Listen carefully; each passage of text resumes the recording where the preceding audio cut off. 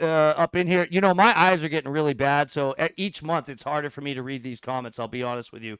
But Readers. It's time for readers. it really is. John, it's time for readers. It is. It's time for a number of things. One for your car, one next to your bed, and one in your pocket. And ultimately, you'll lose one, or you'll step on it at the skate spot or something like that, but you can still make one eye work. I left my last pair in a rental car in Florida. That's why I don't have them now. Somebody's like, okay, these work. Yeah. Raise Pop's mic volume. Thank you, Seamus. Seamus is in the chat holding us down. What up? What up to everyone? Well, yeah, I had some moving right along.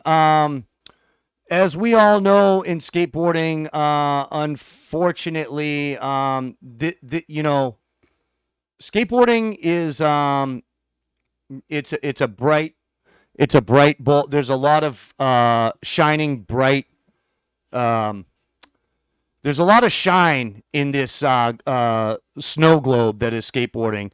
And every once in a while, unfortunately, those lights go out, and certain lights are extinguished. And we have lost a number of skateboarders over the years. Unfortunately, recently, we have lost someone who was pertinent to our local Texas scene, Marshall Stinton. A young ripper from the Dallas area who was just a beam of light and a fun guy to be around and skate with.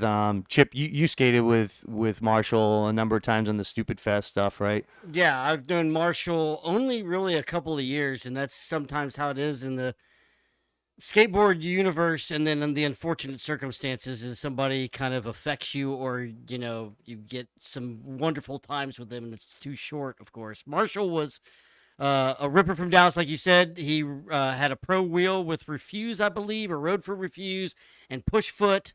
And he was a dude that had this infectious laugh, goofy, but he could skate everything in equal level. He wasn't just the guy that was like a street ripper or bull ripper or whatever. He did a little bit of everything. But last few years, he's been hanging out with some guys. Sean, shout out in Arizona, and Noah Sheets, who did a long post about him.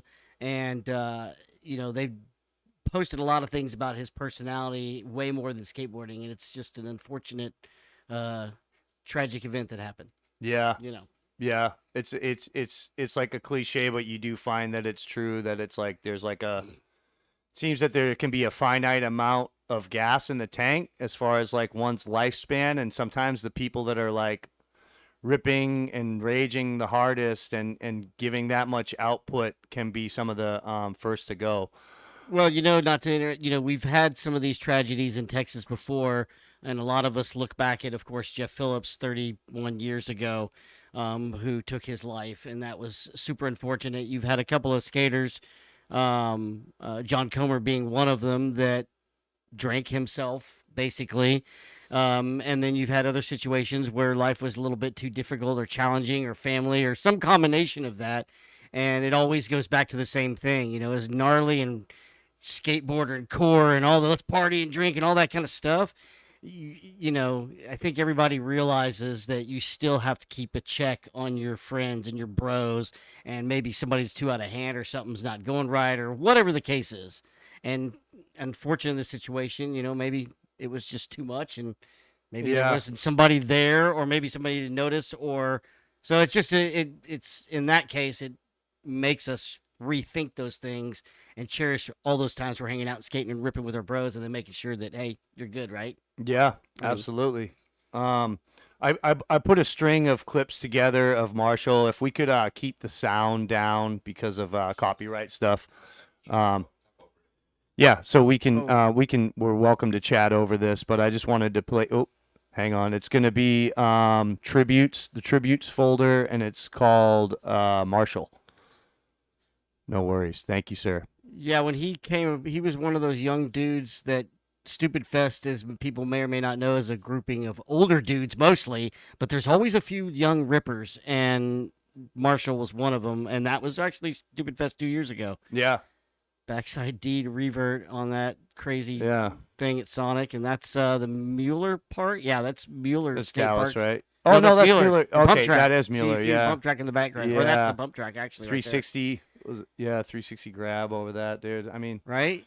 perfect kickflip. That was so sick. Um, Yeah, you can see just he's got a great smile, and he's a good kid, man. Just kid, 20s. Bustos, what was your take on that those Sonic clips as a person who basically designed and built that obstacle? You see stuff like this going down on that thing. What's your take on that?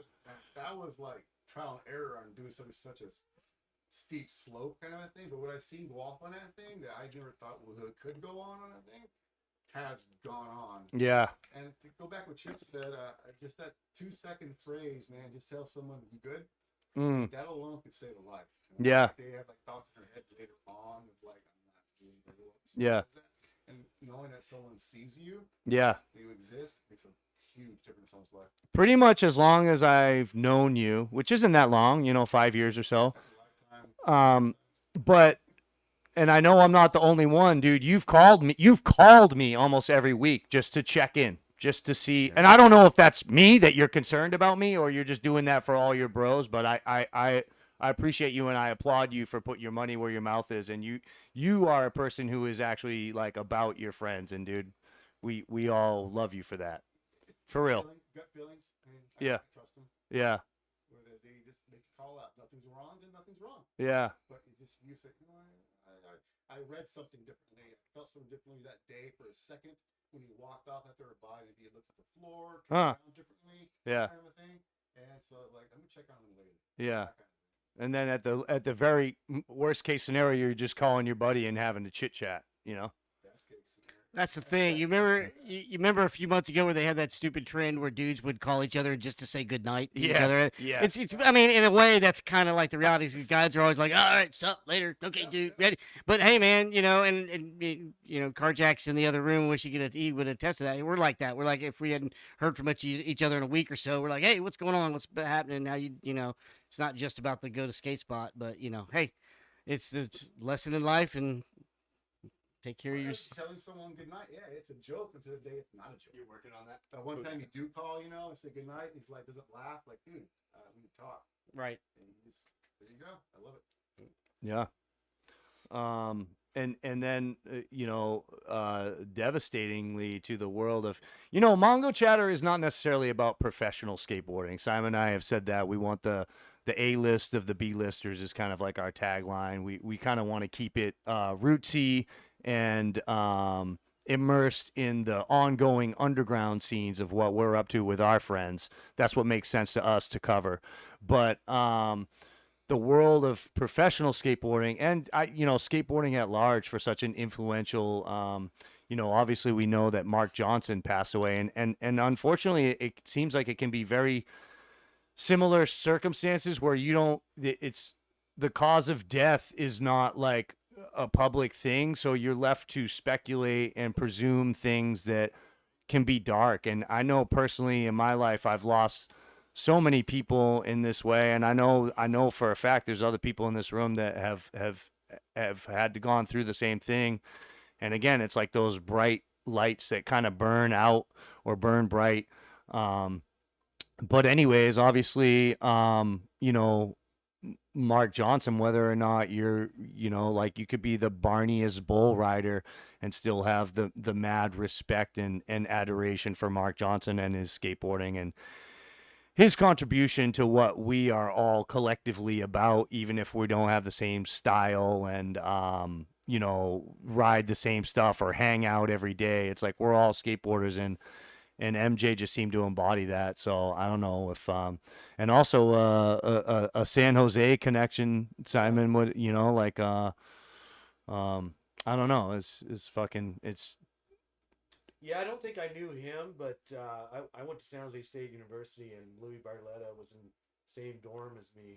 And of course, like he was a teenager or whatever age you are when you first start college.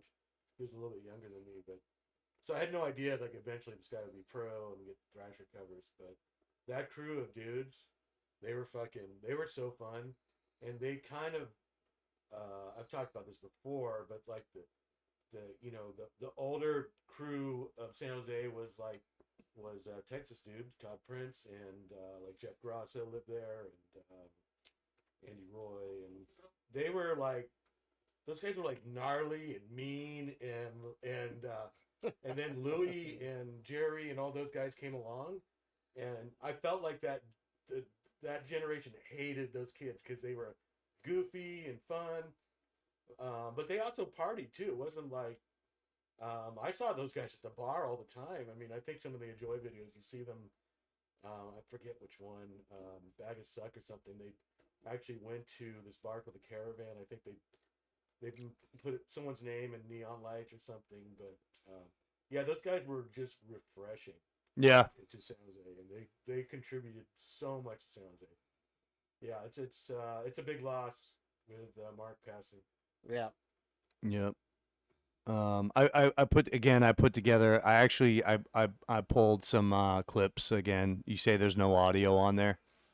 So this is just, obviously some Mark Johnson footage. It's all incredible. You know what I mean? Like it's hard to not be stoked. And just like, not very long, maybe 50 seconds or so, a minute or so of just some clips. I think this is actually one of his parts. Yeah. Yeah. Starting off with 7 Steps to Heaven. That would brought the whole khaki white shirt reason why I wore it. Yeah. Like from that video to his feud through Maple, not going to fully flared, the whole style thing, like the arms down, staying still, not all waving around, just nice and frozen. And that style so crisp. You can just feel the way that he skates. Like you can feel the way that he feels it. Like when he does something, he's like, I don't know. It's just like, it has a very visceral, emotional, hips on a swivel, and you're right. His top half stays relatively, just calm. I think calm is probably a better way to put it. And then he's just swivel hips, and then you got to kick dirt on your board when your board sucks. Yeah, man. It's crazy, dude. It's just kind of crazy to think about. Like you know what happened to me, man? I fell asleep. I took a nap, and I woke up, and there was that tornado, lightning. It was like going crazy outside, the weather. And I went on Instagram, and I saw the stories and shit, and people starting to mourn, and I was like, it was like a weird dream. Like I was like, Mark Johnson, 49 years old, Jesus, that's so young. And then it was like almost like a spiritual, like passing in, like the weather was just hammering, and it was like the universe was releasing itself.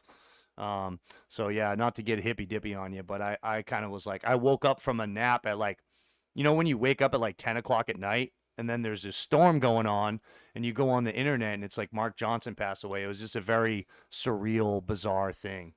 But yeah, that was very one close to home, and then one sort of globally, two sort of tragic losses to our skateboard community. So just want to say one love to everyone, all the skaters and their friends and family, and we are like a big family. So hold it down, and if anyone feels like they ever, I'll just say, this isn't, dude, drop a text message, drop a DM, shoot a call to myself, to anyone. You've all, there's times where you have to make a call, or you just need to talk to someone, and maybe a family member, or maybe not even a therapist is going to cut it, but sometimes just chatting with another skateboarder will help you realign yourself, is what I found. And my doors are open, so just want to put that out there. Real quick, these things are still available, these t-shirts, these Mongochatter cowboy logo shirts.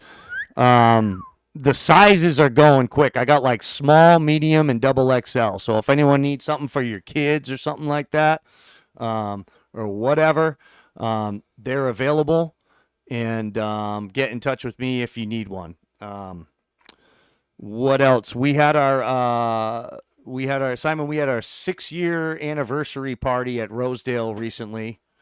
That was a great event, and thanks to all those who came through and made that such a special time.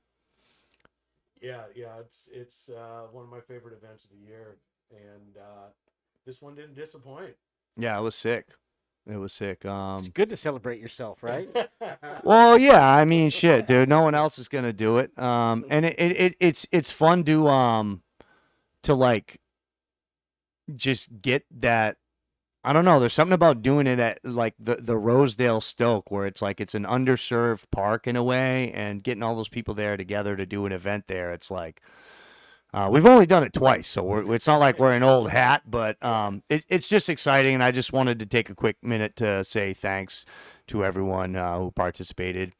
DJ Cakewalk from Boston, Massachusetts came and spun records and stuff like that, and anyone that has that is watching this was probably there, so we don't need to spend too much time going over it and, like Chip said, just patting ourselves on the back. But I just wanted to say thanks to everyone who turned up, man. Yeah, I saw Dalton Clay in there. Shout out to Psyop. Dalton K, yeah. K, man, he's been at every event that I've been at the last couple of events, and he's an up and comer. See that guy, up and comer. He's like a fungus, man. He's everywhere. There's He's a few guys are, but yeah.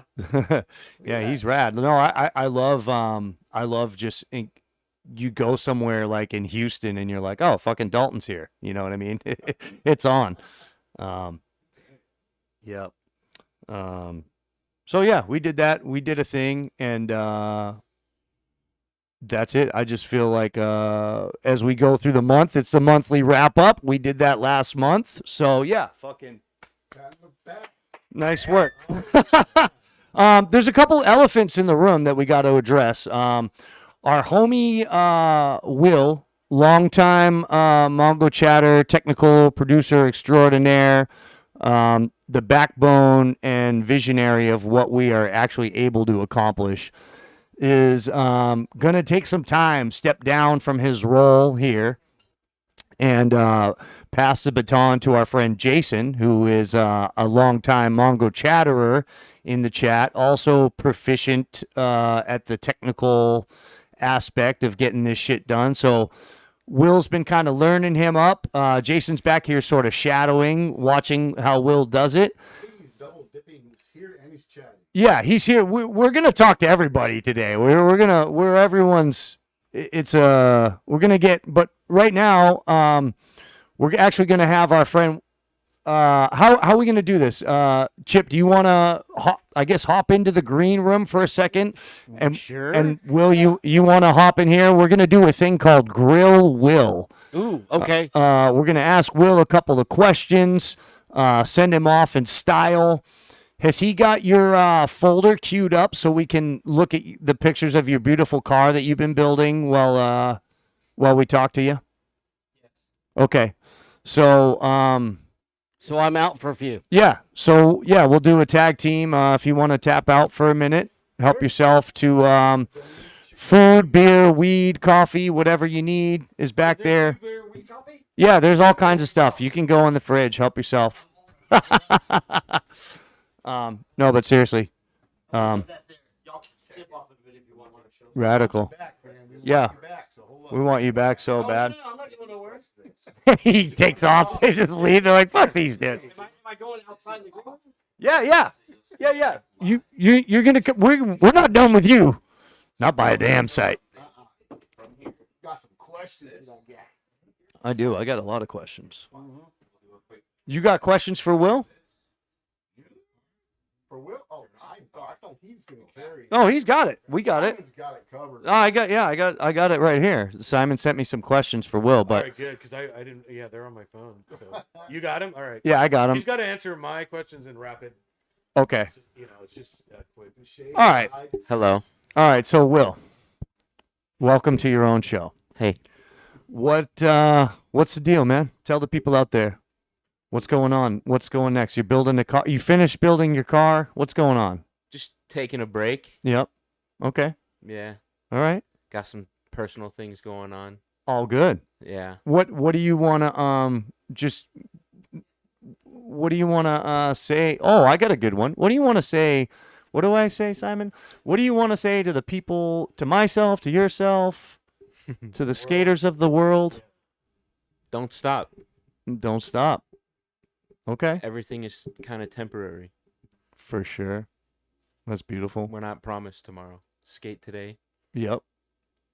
Yeah. So what's been going on? You've been skating? Skating and building my car. Yes. Yeah. You got And like a little garage band. okay. Yeah. Damn, looking clean, man. Yeah, that's final. That's how she sits today. It looks like you didn't drive her here today, did you? No. I know you told me what year is that? 84. 84. Yeah. And that's kind of how it started. That's like slight modification. 84 Camaro. Yeah. This is from the other day. This is how it sits currently. You know what this car kind of looks like? You remember in Old School when Will Ferrell's like working on his car? He's like, "This baby ain't exactly street legal." He's like talking to his wife. This kind of looks like that car. Like, it's like a movie car. It's a dream car, right? Yeah, it's definitely a made up. This is something I dreamed of as a young lad when one gets into cars. We should have bleeped out your license plate. It's not even. What's with the Carolina tags? Because I bought it from a dude in North Carolina. Okay. I bought like the original body, like the original motor and trans and everything that came with it. And tell us about the band that lurks in the same garage as the beastly car. It's just the homies like Saya, Dante, Cole, Ken from Disturbed Edits. Oh yeah. He's in the band. He jams with you guys too. Yeah. Okay, because he has another band where like the crazy kid at the skate park who like bugs out. Do you jam with that guy? No. Do you know who I mean? Yeah. Okay. No. Okay. All right. All right. And what do you play in the band? I'm a guitarist. Okay. Yeah. Are you like, sometimes the guitar playing in a band, Simon, is like the virtuoso, like the Mick Jones, the fucking who's the guy from Led Zeppelin? Jimmy Page. Jimmy Page. Are you the visionary of the band? Nah. No? I just play what they tell me. Okay. Yeah. Is there someone who's like has the grooves and the riffs? Saya. Saya? Saya can play damn near anything on drums. Okay. It's nuts. It's incredible. For how little he's actually like played, it's insane. He's never played. Is this the first time? I think this is like the first time he's taken it serious. Okay. Like he's actually like, yo, let's do something with. Is he one? Because like his skating is so fun to watch. Huge bag of tricks. So he's one of those dudes that like he picks something up and He's off with it. Yeah. Shout out Saya. Yeah, no, for real. Shout out Saya. Yeah. He's the homie for sure. Shout out to all those guys. Oh yeah, Dante, Cole. That was so awesome when they were on at Ralphie. the blue Don't ramp. forget Ralphie. That dude Cole, when they were like, they're like, nah, this dude he's never watched Video Days and shit. They're like, he rips. This kid shreds, but he's self-proclaimed like does not care to know about like who did what or what. Fucking, he's just like, I don't care about that shit. I live my life and I shred when I shred, and I don't give a fuck about like keeping up with the Joneses and skating. But he's got modern tricks. It's not like he's fucking doing a bunch of 50-50s like me or something, you know? He's got some shit cooking, dude. You know? So, yeah, shout out to the homie Cole. Yeah, Cole's insane. So you got something you want to ask, Will? What's something you've always wondered about this cat, Bustos? Here's your chance. Yeah. Let me know. So, like, as far as this whole garage thing, where do you see it going, man? As far as like a CD coming out, you working on original songs, cover band? I guess the cover songs or the songs that we're covering were supposed to be like songs that we use as an excuse to get us to be tight, like learn how to be tight with a group of people that have never ever, like I was in like some whack hardcore band in El Paso for like all of like 2 shows. EPHC, baby. Yeah, it was definitely some fucking whack hardcore shit. But no, none of us have like no idea how to really like play together until, man, the recent jam sessions. Oh, dag. We've kind of figured it out, and so now I think probably writing music is on the table. Like making original content now is like definitely on the table. So maybe shows. I want to play shows. We all want to play Sick. shows. We want you to play a show. We got to do an event. Yeah, there has to be something. That would be sick. Oh yeah. Let us know. Hopefully by next the anniversary next year, hopefully it could be. Hopefully before then, but yes, we'll definitely do that. So, first of all, sorry about that. And second of all, Simon put together some rapid fire questions here for you. That some of these might not even make sense. Got it. So I'm just gonna throw them out there, and you say whatever you think. You know what I mean? There's no right or wrong. There's no right or wrong. No right or It's wrong. a psychological experiment. Okay. I'm with Okay, it. so Too Short or Mac Dre? Too Short or Mac Dre? Yeah. Come on now. Mac Dre. He says it's got to be rapid fire. Okay, but can he expound? Can he riff a little? yeah. Okay, all right. Bagman or Getaway Driver? Getaway Driver. Gons or Mullen? Mullen. Sugar Ray Robinson or Sugar Ray Leonard? Robinson. Rick Howard or Mike Carroll? Mike Carroll. AR-15 or AK-47? What's with the noise? Oh, Train. Oh, is that the train? We're getting that? it's just too high of a gain. Got it. Yeah, on all the mics. Okay. Uh, AR-15 or AK-47? AK. AK for sure. AK? Oh yeah. Okay. And you know about that shit too. Oh yeah. There goes the train. Okay, we're back. We're back. What about Spare or Cardiel? I don't know. Pass. Pat, no. Oh shit! I gotta go. Loose or tight? And I didn't say trucks. I just said. Well, for insinuating loose. Listen, I used to be a stickler about that shit until recently. I wanted to learn crooks. Loose. Really? Loose is the key. Get out of here. Nope. What about wheel bite and pinch in that? Use Noise. wax. Don't be a bitch. Go faster. Okay, you put wax in the wheel well? Yeah, in the wheel bite every single time. Okay. Yeah. It's Far out. It's a thing All right. That is a thing. that I do. I don't know if it's a thing. Well, shit. Well, I don't have a question. I just want to say thanks, man. Thanks for everything you've Hey, done for appreciate Mongochatter. And I was telling Carrie out there, like one day, you know, I've been doing this shit for a while, like pretty ghetto with the iPhone and stuff. And then we did a Mark Zamudio episode, and we had a little premiere party in his garage. Right. There are people hanging out, skating and drinking and watching it. And you came up to me and you're like, "Oh, dude, I can help you make this better."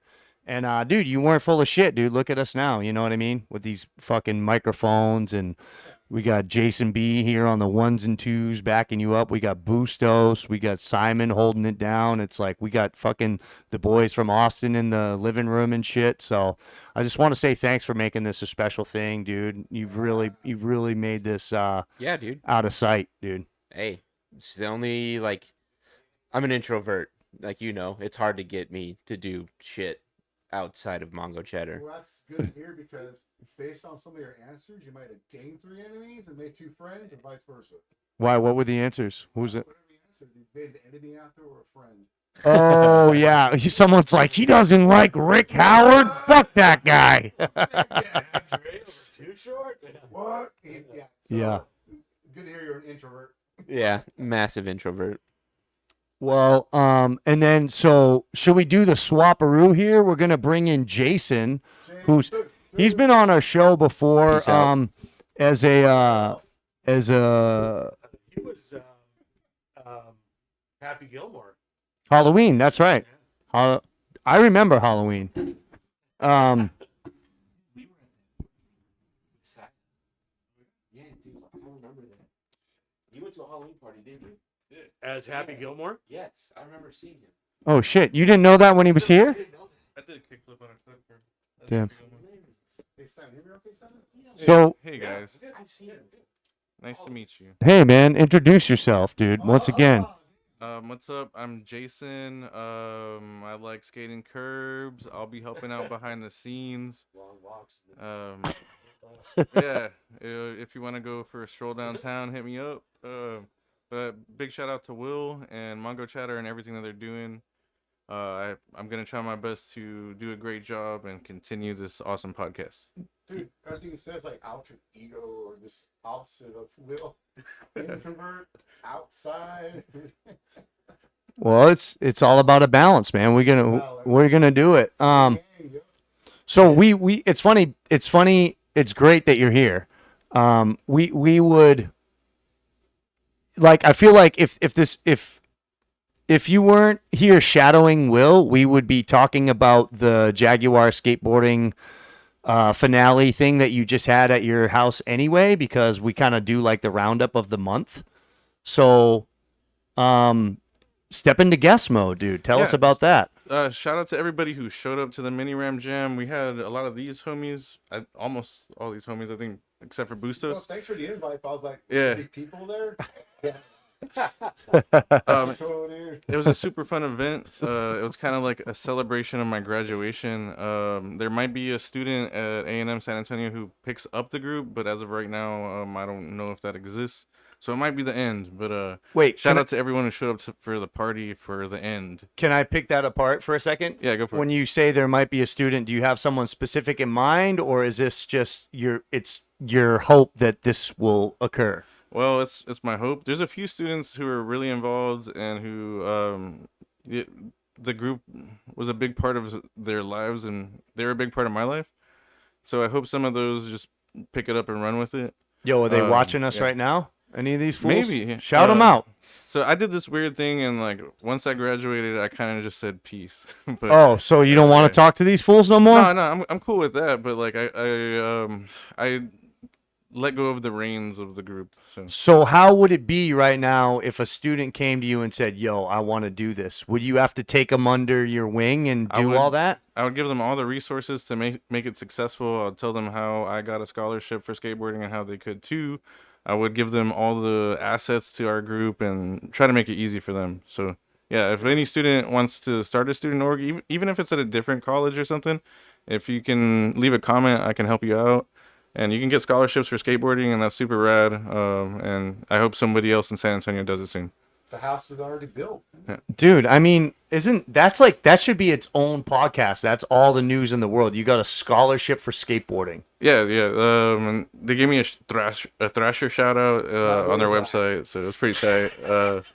And I got some cool shit out of it. I got to go to Cali and meet the guy who runs the scholarships, and it's pretty tight. So without you don't have to get too in depth or long winded if you don't want to, but can you break that down for us as far as the specifics? Like how did you just go from sitting at your house to all of a sudden you're getting awarded a scholarship for skating, and what are the specifics of that story? So I got my bachelor's degree, and I kind of found myself stuck economically at a certain point where like I had a lot of work experience, but I wasn't getting the higher paying jobs and stuff, and I got the opportunity to go back for my master's, and I took it. Every school has like a platform to start a student organization. I got on our platform. I made the group. I put flyers all over campus, asked people to join.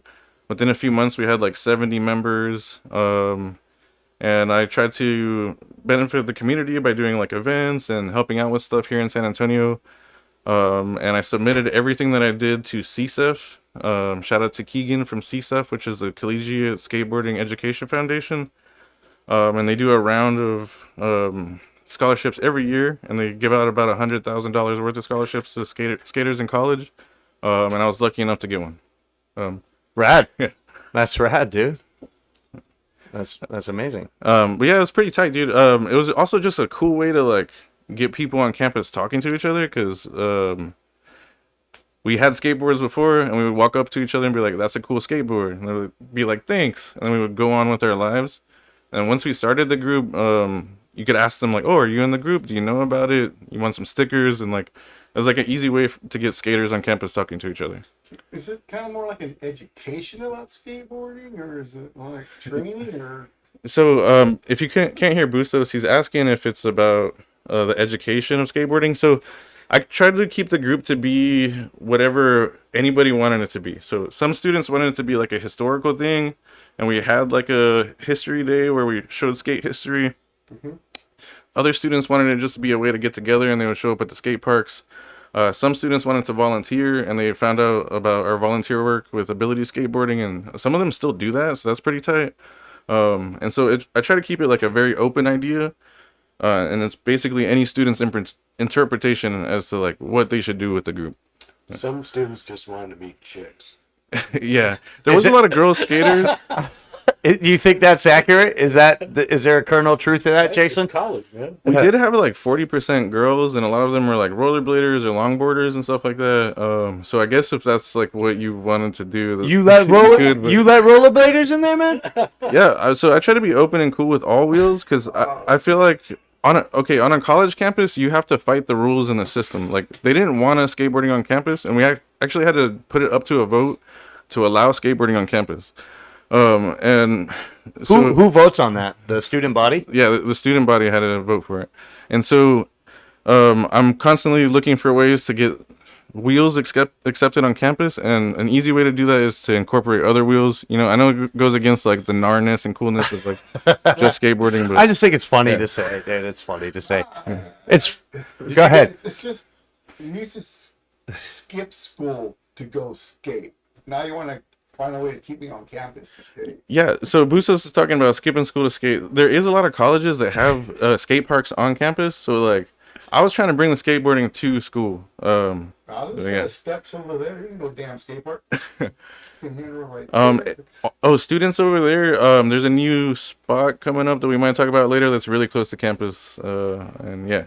You Leave it should at have, maybe you did do this. You should have got like a skate house, like a frat house. Dude, there you go. Yeah. So yeah, they're talking about skate houses and frat houses. There are some. FSU does it, and they're fucking crazy. They just party all the time. It's like a Baker. Of course. It's like a Baker video every day. Where is this place? Florida State University, FSU. Listen, Another reason to fuck with Florida. God damn it. ASU goes hard too.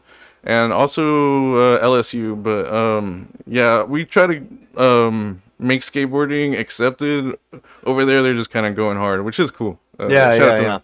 No, that's cool. It's all part of it. You know, warts and all, man. It's like you're gonna have to take the slop with the top.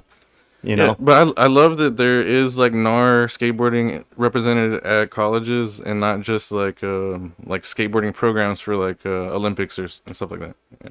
Okay, yeah, that's rad. And because we could talk about this for days, but have any of like your club members, have you seen them kind of break out into the, like, has anyone made a video or a zine, or have you seen that kind of thing? There's this dude Diogo Perez, and if you ever run into him at Haysbridge, he's probably like grinding down the down rail, and he just doesn't give a fuck. Shout out to Diogo. If you get to run into him, dude, he's a good kid. He volunteers every Saturday with Ability Skateboarding.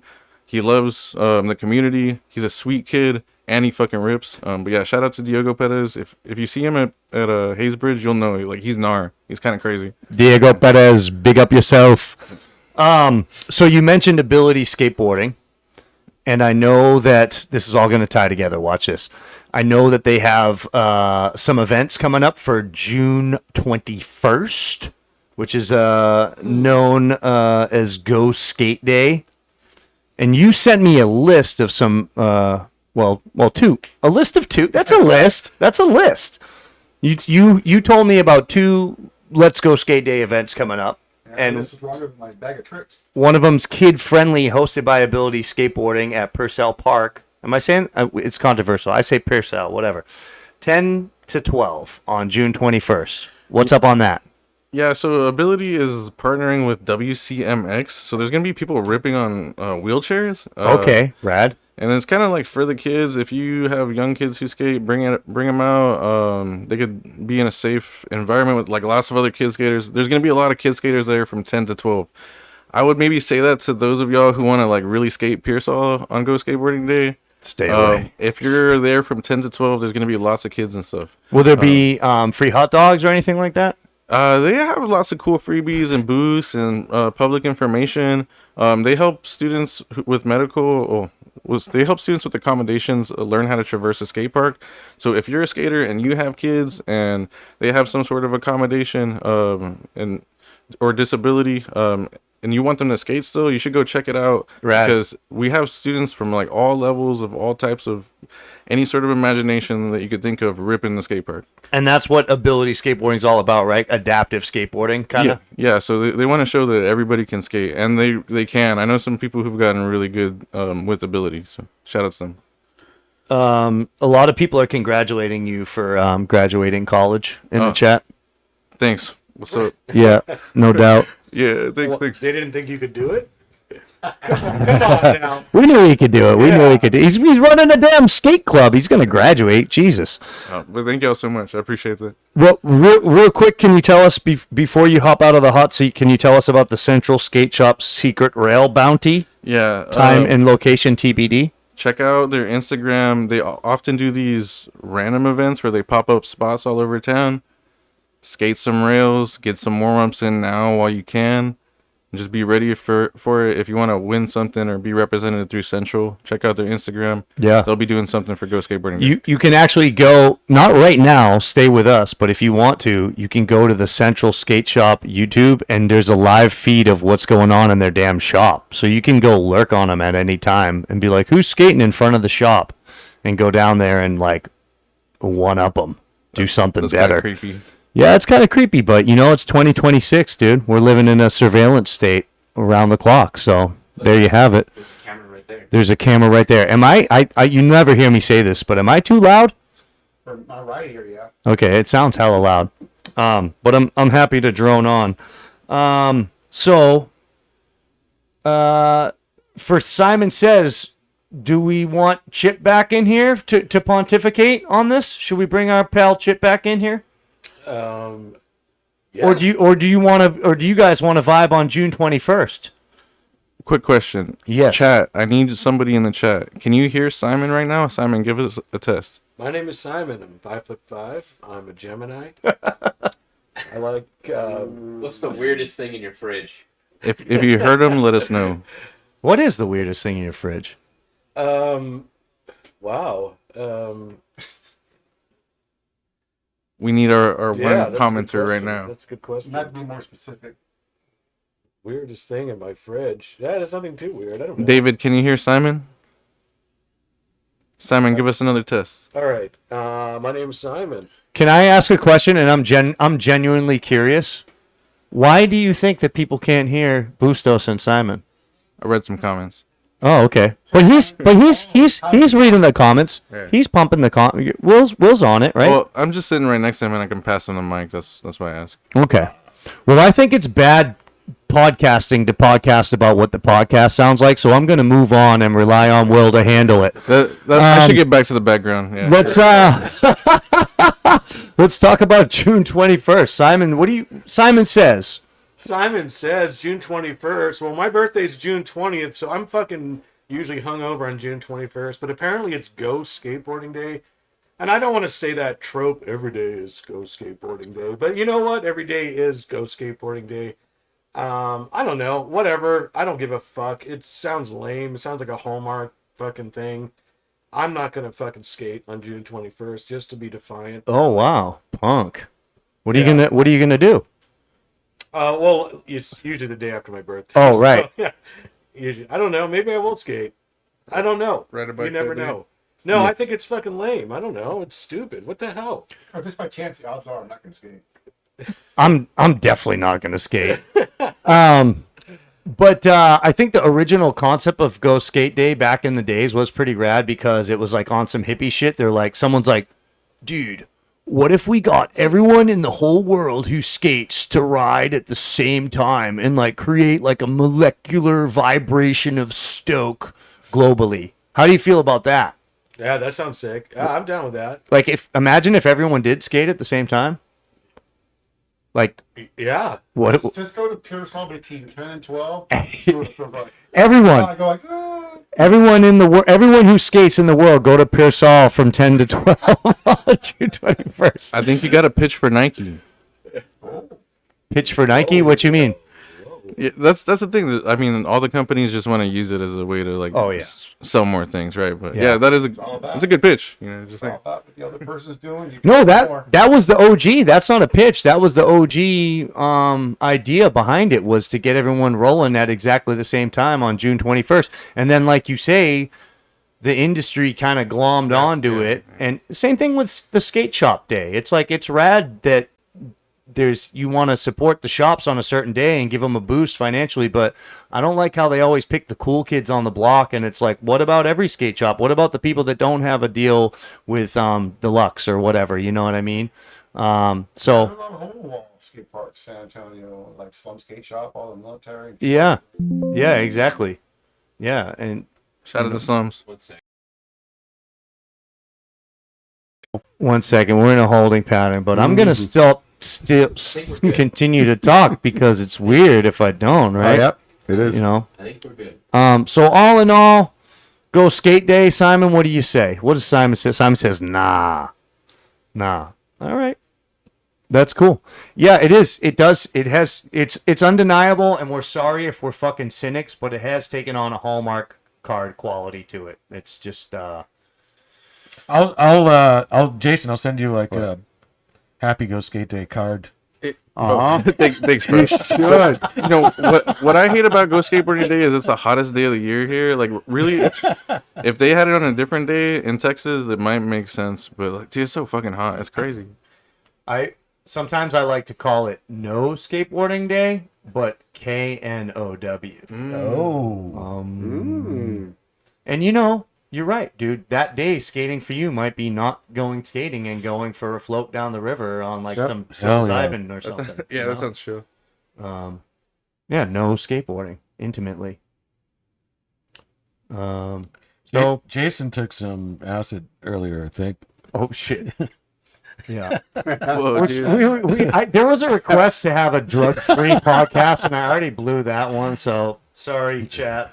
Well, let's get Chip back in here because. Oh wait, yeah, we can either or. Let's bring Chip back in. Another elephant in the room, though, you guys, is I folded my wrist in half. Hello, you guys have heard me talking about it.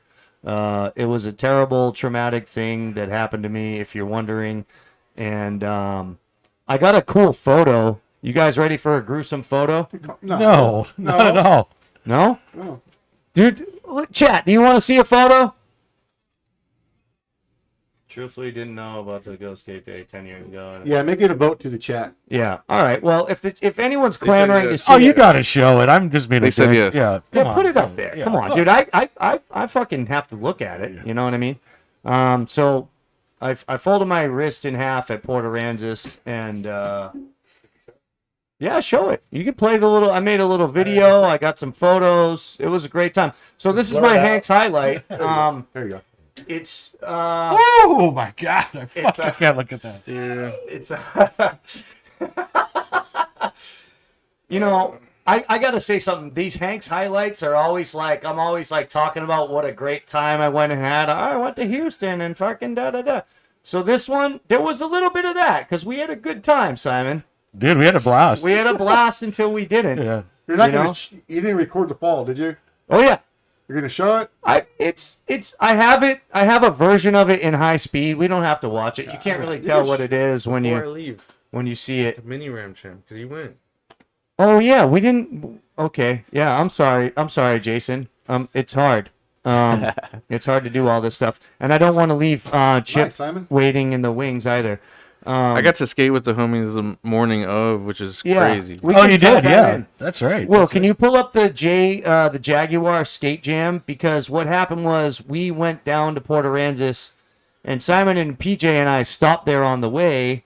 But this was before all this action went down. We were kind of just there for a hot minute. There goes Miles. Jeez Oh, Louise. Miles. Hell yeah. So the Mongochatter homies actually pulled up first. It was pretty lit. They got me skating that day. Simon got a clip in the edit.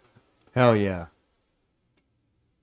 Simon, how'd you do that? You went from West Guth back to the what I miss? I don't know. I didn't get a clip in the edit. Yo, Where's this me? dude Where's is so PJ? good, by the way. Every time I see this guy skate transition Yeah. down, he's a killer, dude. Oh yeah, he's rad. I love Miles. Yeah. Nicest dude too. Way to get that muscle going, man, and get that. Oh, Yo, get check it out. strength. Oh, Oh There yeah. it goes. Hell yeah.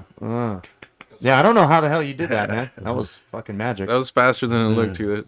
He was going quick. This dude's rad. Didn't this dude got hurt recently? Didn't he? That kid? Yo, everybody wanted to jump like into my ramp, like from the fence and stuff. Yeah, that kid skates for 30 clip. I think he got hurt Sick. recently. Oh, Victor's there with his cowboy hat. Yeah, Angel rips everything. Dude. Oh, that's Angel. Yeah. Yeah. Wowza. So to premise, the Mongochatter homies were here and then went to the coast. Yes. So this is a nice tie-in, dude. I'm glad. See, it all works Oh, out, man. sick. That was insane. Y'all got to see the ender though, because homie kickflipped off of it. He actually did it once with nobody filming, and then he did it again with almost nobody filming again.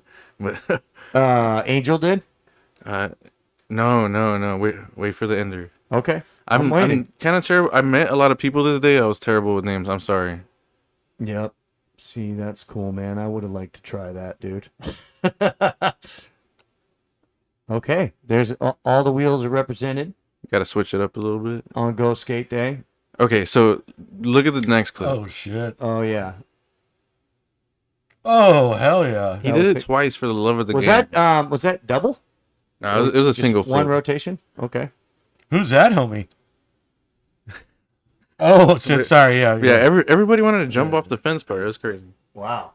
Fucking nutty. And then they went to the coast. Yeah, so there's some clips from his ramp. You want to play that little edit we got in there and Hank's highlights? Yeah, there you go. Oh, What was damn. on it?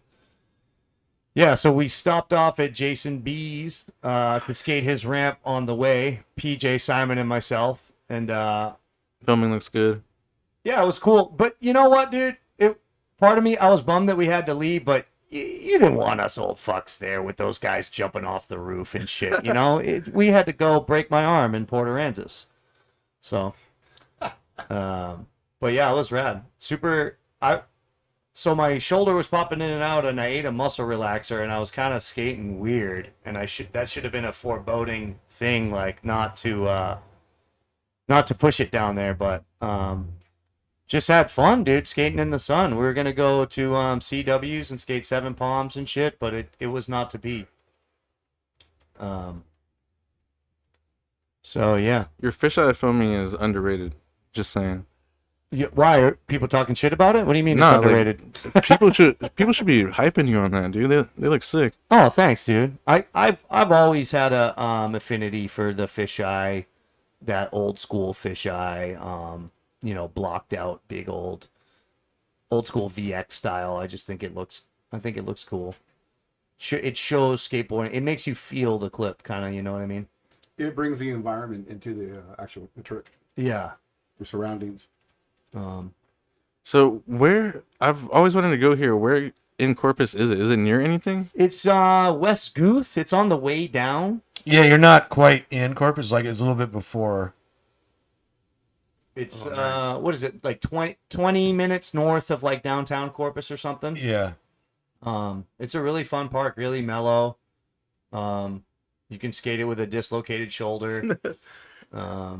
It's pretty good. And Port Aransas has some spots. Yeah. Port A. Yep. I saw that spot too.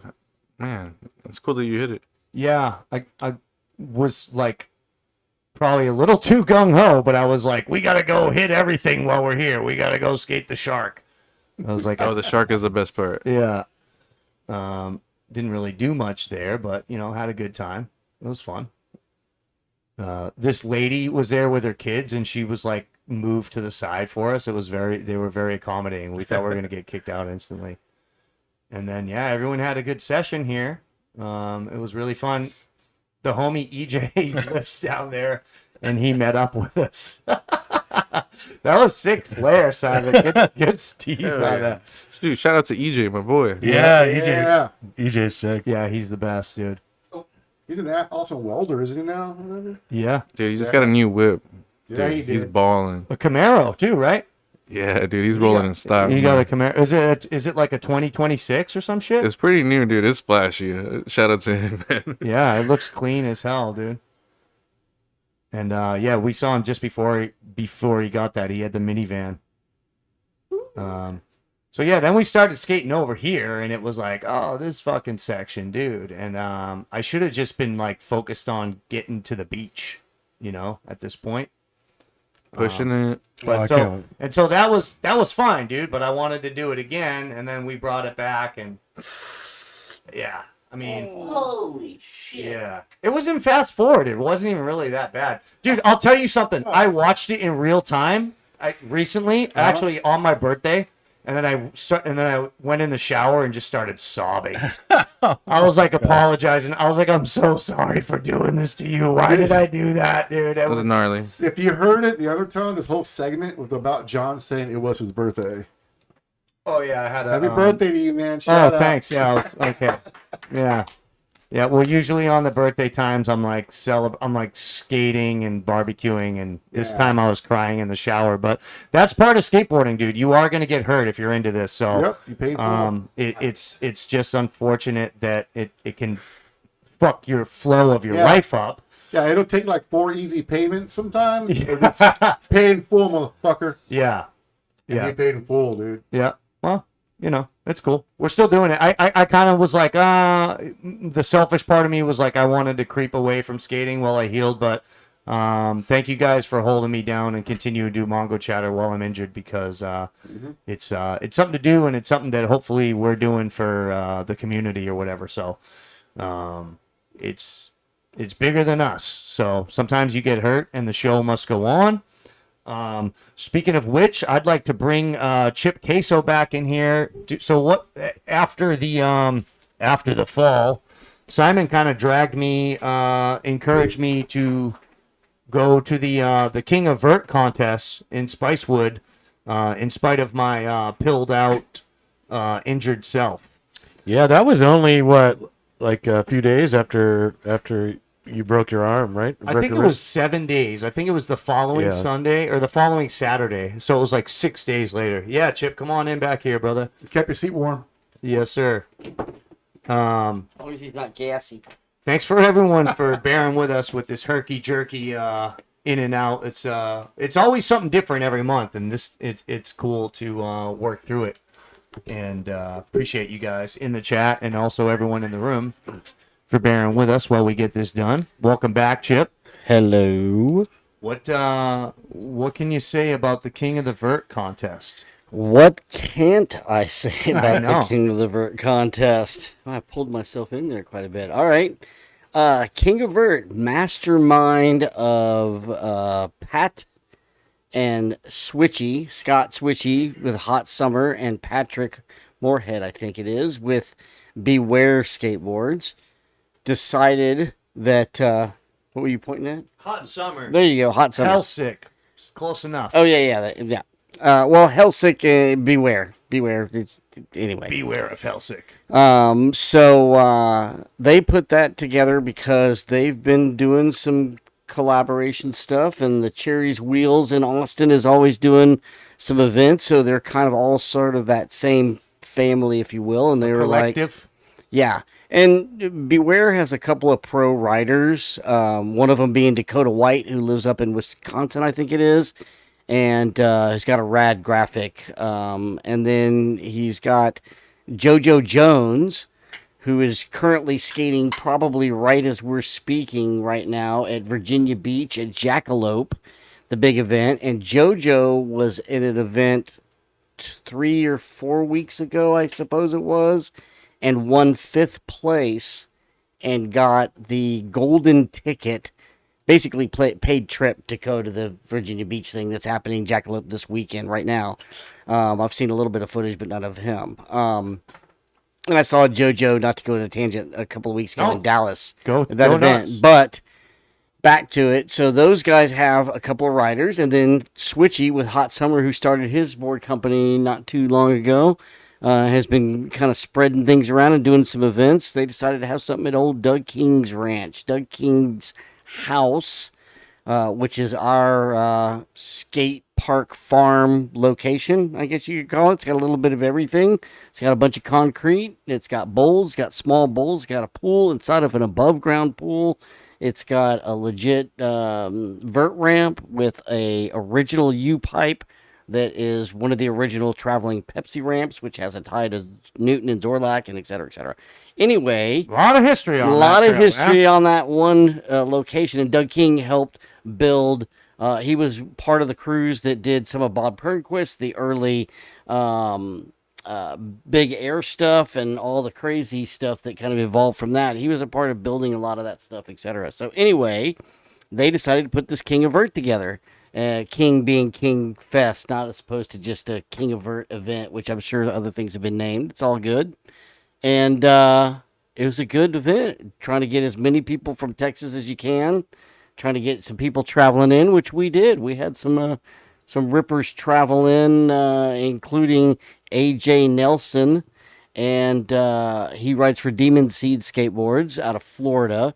And Rich Payne, who does Keeping Vert Dead, is also a part of that Demon Seed crew. And they decided that they were going to bring themselves to Texas because there were riders that were in Las Vegas at the Curb something show that apparently boosted a ton of money, like 10 grand, but didn't tell people that 10 grand was spread amongst some skateboarding, some rollerblading and BMX and other kinds of events, etc. So anyway, big tangent there. There's a lot of people doing that, but we Wait, got AJ Nelson Are to you come talking- out. You're saying like an embezzlement thing, sort of? No, or- no, not an okay. embezzlement. Basically, they had a big event. I think Duncan was there, and some of the industry stuff was there, and I can't think of the name of it right now. But it was an expo, Okay. and they had a bunch of money advertised to a bunch of pro dudes who would have come to Texas. Maybe I should have stated that better. I see what you're saying. Would have come to Texas, JoJo being one of them. They were lured away. Were lured away, and they realized that the money was kind of spread out in cash for tricks kind of stuff, and it wasn't necessarily a contest where Patrick and basically, I'll back up a little bit. Switchy and Patrick wanted to start this thing at King Fest. Banger in the Hangar is a few years gone now, which was the best vert event in Texas by far.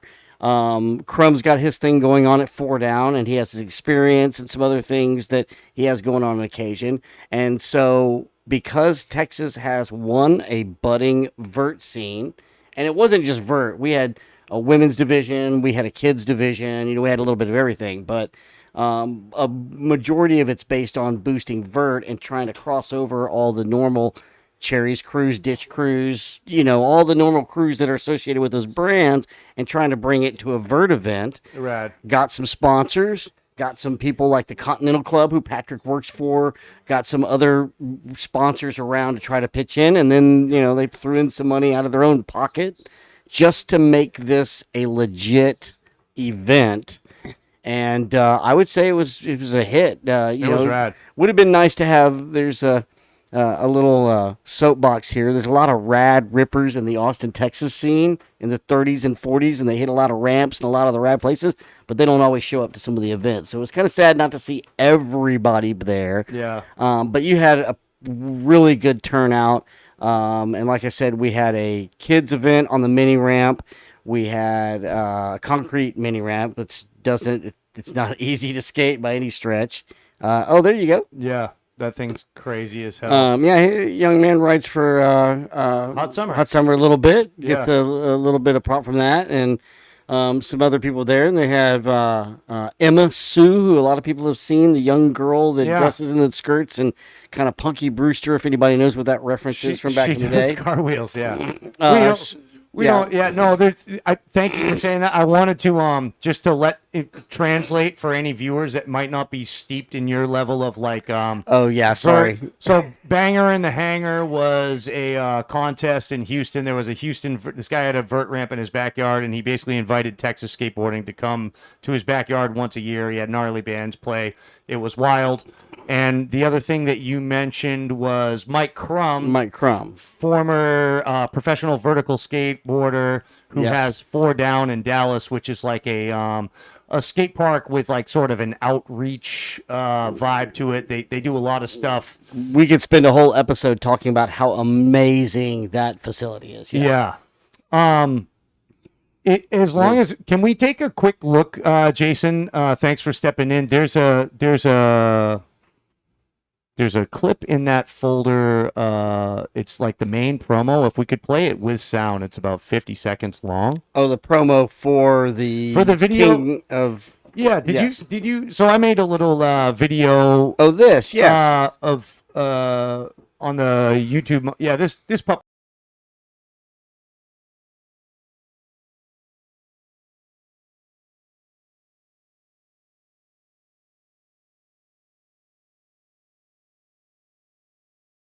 Video, but I actually edited the whole video to your voice is kind of the soundtrack to the video. You're kind of the narrator of like the 19-minute piece. Okay. And this is like a 15-second sort of best of, I guess. Because you're catching me on the live mic.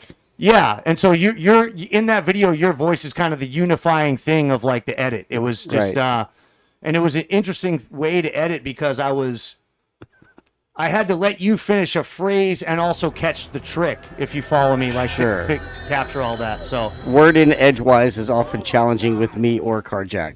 Well, yeah, you, and it's you killed it, by the way. Oh yeah, Thank dude, you. Appreciate that. The voice of Vert right here. Yeah, you man. know. Yeah, Simon, what's your take on the event? We showed up, and what was your? I can't wait for next year if they, assuming they do it again. Yeah, no, it was. You know, it's funny. Somebody even told me like I fast forwarded a lot of Vert parts and skate videos. I didn't say that, someone else, but he's like, watching it in person is insane, and it's like performative. I don't know, it just killed it, and I'm sure it's hard to announce and name all the tricks and all that. You killed it, Chip. That was, I don't know. I guess what I'm trying to say is I can't wait to go back. It was so fun. I mean, the bullshit is probably my personal favorite, and sure. Yeah, this dude Will, and of course, there's some cool storylines, if I may, on the Vert side. Yeah, and again, there's Vert. There's the bathtub bowl. As you can see, there's Vert with a that's the U ramp, Pepsi ramp next to it. But there's a couple of cool things about it that encapsulates this event. You had local dudes, obviously, and you had people come in from out of town. Okay, you had pros and you had amateurs. So you had all the regular stuff that you would want.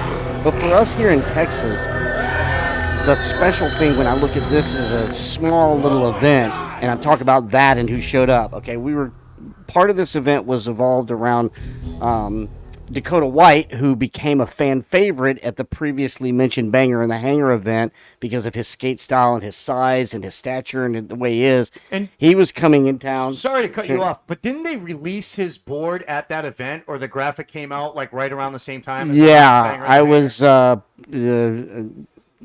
was asked, thank you very much, to actually announce that happening, gave his first graphic and all that. So that was very cool. And we've interviewed him and that sort of thing.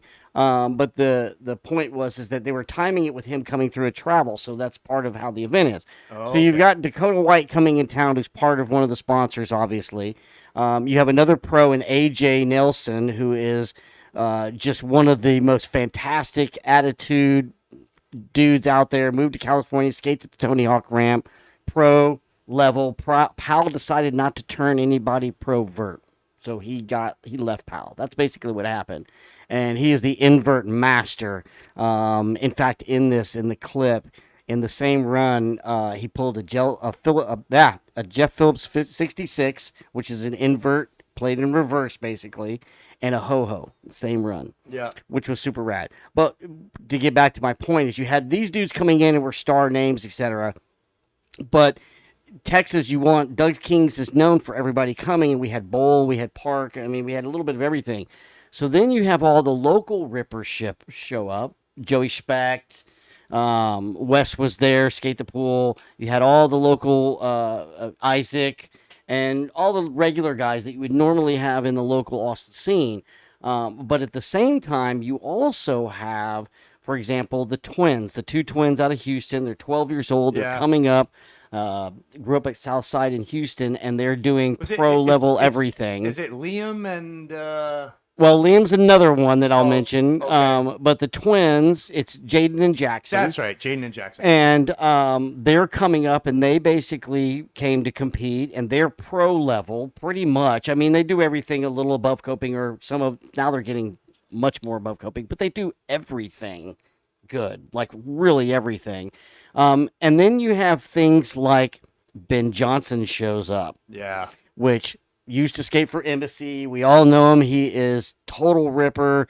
Can not skate for months and then pull just gnarliness. Special. And he's a treat to watch Truly for sure. special. You have that. You have the normal rippers that are there. You have the up and comers. Austin's got a great vert scene because you have Max and I'm sorry, Max, I don't know your last name, and Curtis, who moved from Houston, Southside Skate Park vert ramp, and decided to come to Austin because you have Maggie's, you have the big Georgetown ramp, etc. And those guys have been getting better and better and better. And was Curtis the dude, the freaky dude that was riding the fucking electric skateboard? Yes. This guy was skating that bowl on an electric board and hitting it with the trucks. Yeah, he went to Swamp Fest a while ago. There's a quick tangent on Curtis since you brought it up. Curtains. His nickname is Curtains.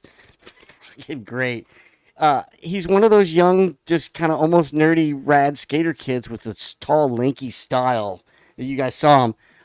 But he decided to get one of those everybody boards, which is 42, 45. I don't even know how big those boards are. I mean, how much does that thing weigh? I don't know. And then he mounted a battery and a whole deal on it to ride electric. And he took that thing out to Swamp Fest and got people. He was going around over the big gaps and all kinds of stuff. But he basically can do rock and rolls and airs on this thing, and it's nuts. It is nuts. So It was nutty. so dude. bring it back around. You've got the new kids on the block coming up. You've got the old skaters. You've got Ben that is Ripper. You got the pros who have come in, and just a couple of them, just a spitter spattering. You've got the young twins who are coming up, who are also just pretty much pro level almost. And then you've got the randomness of just your local dudes who dial in that day. Gavin Austin was there for a short amount of time. Liam, who has been coming, Liam Cutshall has been coming up. He skates for Beware, and he's been coming up. He just placed in Dallas also. And then in between that, Will shows up. And I don't know if you know Will, maybe before you do now. He was the kid with the mustache that was barging the pool with everybody. We know if you didn't. Yeah, if you know him now. Will, type of thing. Is it male or male? Yes, male. Will Male, and he's rarely on social media, and he's got the creepy, fun porn stash. He helps construct, and he works with Dragon Crete and does some other things. And I haven't seen him for a few years, and he shows up and just mesmerizes. Yeah. Just has a complete style and does stuff. He's not necessarily the most consistent, but anyway, so that event was just a cornucopia. It was a cauldron, dude. Of people, and it wasn't the biggest event. It would have been nice to have a bigger crowd, and hopefully that builds over the year, and hopefully they are able to get sponsors and not so much, skateboarding's a challenge. Banger in the Hangar stopped the year after they played the Dead Kennedys, which cost like 10 grand. And you had Monster and Deathwater, all that. You had all those big sponsors. And he said biggest part of it is you had to drag them down the drain to get them to sponsor stuff and put money into it. So it's a challenge. So hopefully they'll get started a little bit earlier this year and be able to put it on, but it was fantastic. And I'd like to see it go as big as you guys want to see it go, but I thought it was pretty rad that it was like you had this kind of like almost homegrown little alleyway of local booths. You had Psyop skateboards, Cherry's wheels, Beware, Hot Summer, everyone was kind of there hanging out, and it was sort of like it felt like a big event, like a professional level event, but it also felt like something that we would do here in San Antonio in a ditch. Just like, okay, you got the generator, you got the this, you got the that, bring the board, bring the wax, we're doing it. So I kind of like that quality of, to me, especially because I had a broken arm and was like high on painkillers, it was just the right size of event to me.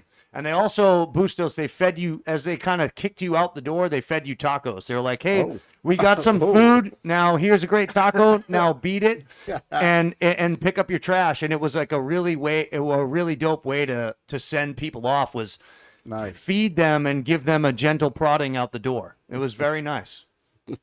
Well, it is somebody's house. No, of course. Of course. But he's very generous, and we appreciate Doug King very much. And Absolutely. The event went well, and it was pretty rad. It was Texas feel to it. And if we can get some more acclaim and some more people coming in, then maybe we can help it grow. And I say we, I'm a small part of it. But, dude, no, you're the figurehead. You're no. Switchy will fight me on that for that. But Switchy is the figurehead, Patrick. I'm just there to help run production. I try to. Sometimes I have to reconvince people that I've got a lot of experience and that, dude, your I'm not knowledge trying to be of tricks and riders and of course, dude, it's anyone can mix up a name or say the wrong trick here and there, but it astounds me. Even just sitting here I with mess you up all the time. Yeah, but even just sitting here with you in this interview, the way you're like, your brain is going into this side encyclopedia like subtext to have all that knowledge about the different events and riders and tricks. Wait till carjacks. Okay, so decent segue. But yeah. You appreciate that. No, dude, I'm just telling you objectively. It's like it's known that your boys can poke fun at you all they want, but it's your knowledge is like it's palpable.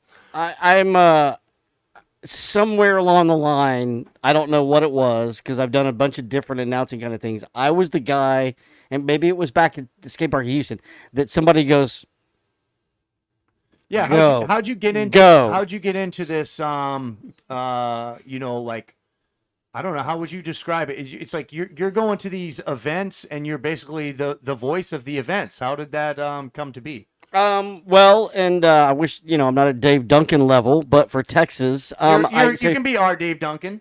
I'm okay with that. I think Jimmy Coleman might agree with that, who's the X Games announcer and all that. He lives up in Dallas.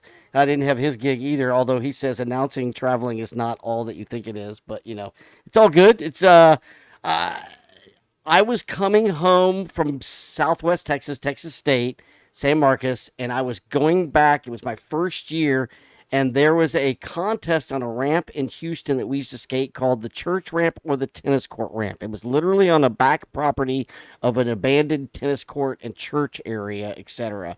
And it was on, you walk in the tennis court link, and then it was a ramp. And I got there late, I believe, or I don't remember exactly, to be honest. But I got there, and they basically said, hey, and they had like a small little announcement. I might have been in a bullhorn. And Brian Pennington, Baby Dave Nelson, and then a lot of Houston cats were there. And I called the event, called their names, kept it in order, something like that. And then somewhere roll a little bit further, and Skate Park of Houston came up, and he had some contests. And somewhere along the line in the first few years, I became friends with Dennis and was hanging out with Dennis. I was the Skate Park of Houston team manager, whatever that was. I was the older dude with the car that was calm, I guess. I don't know.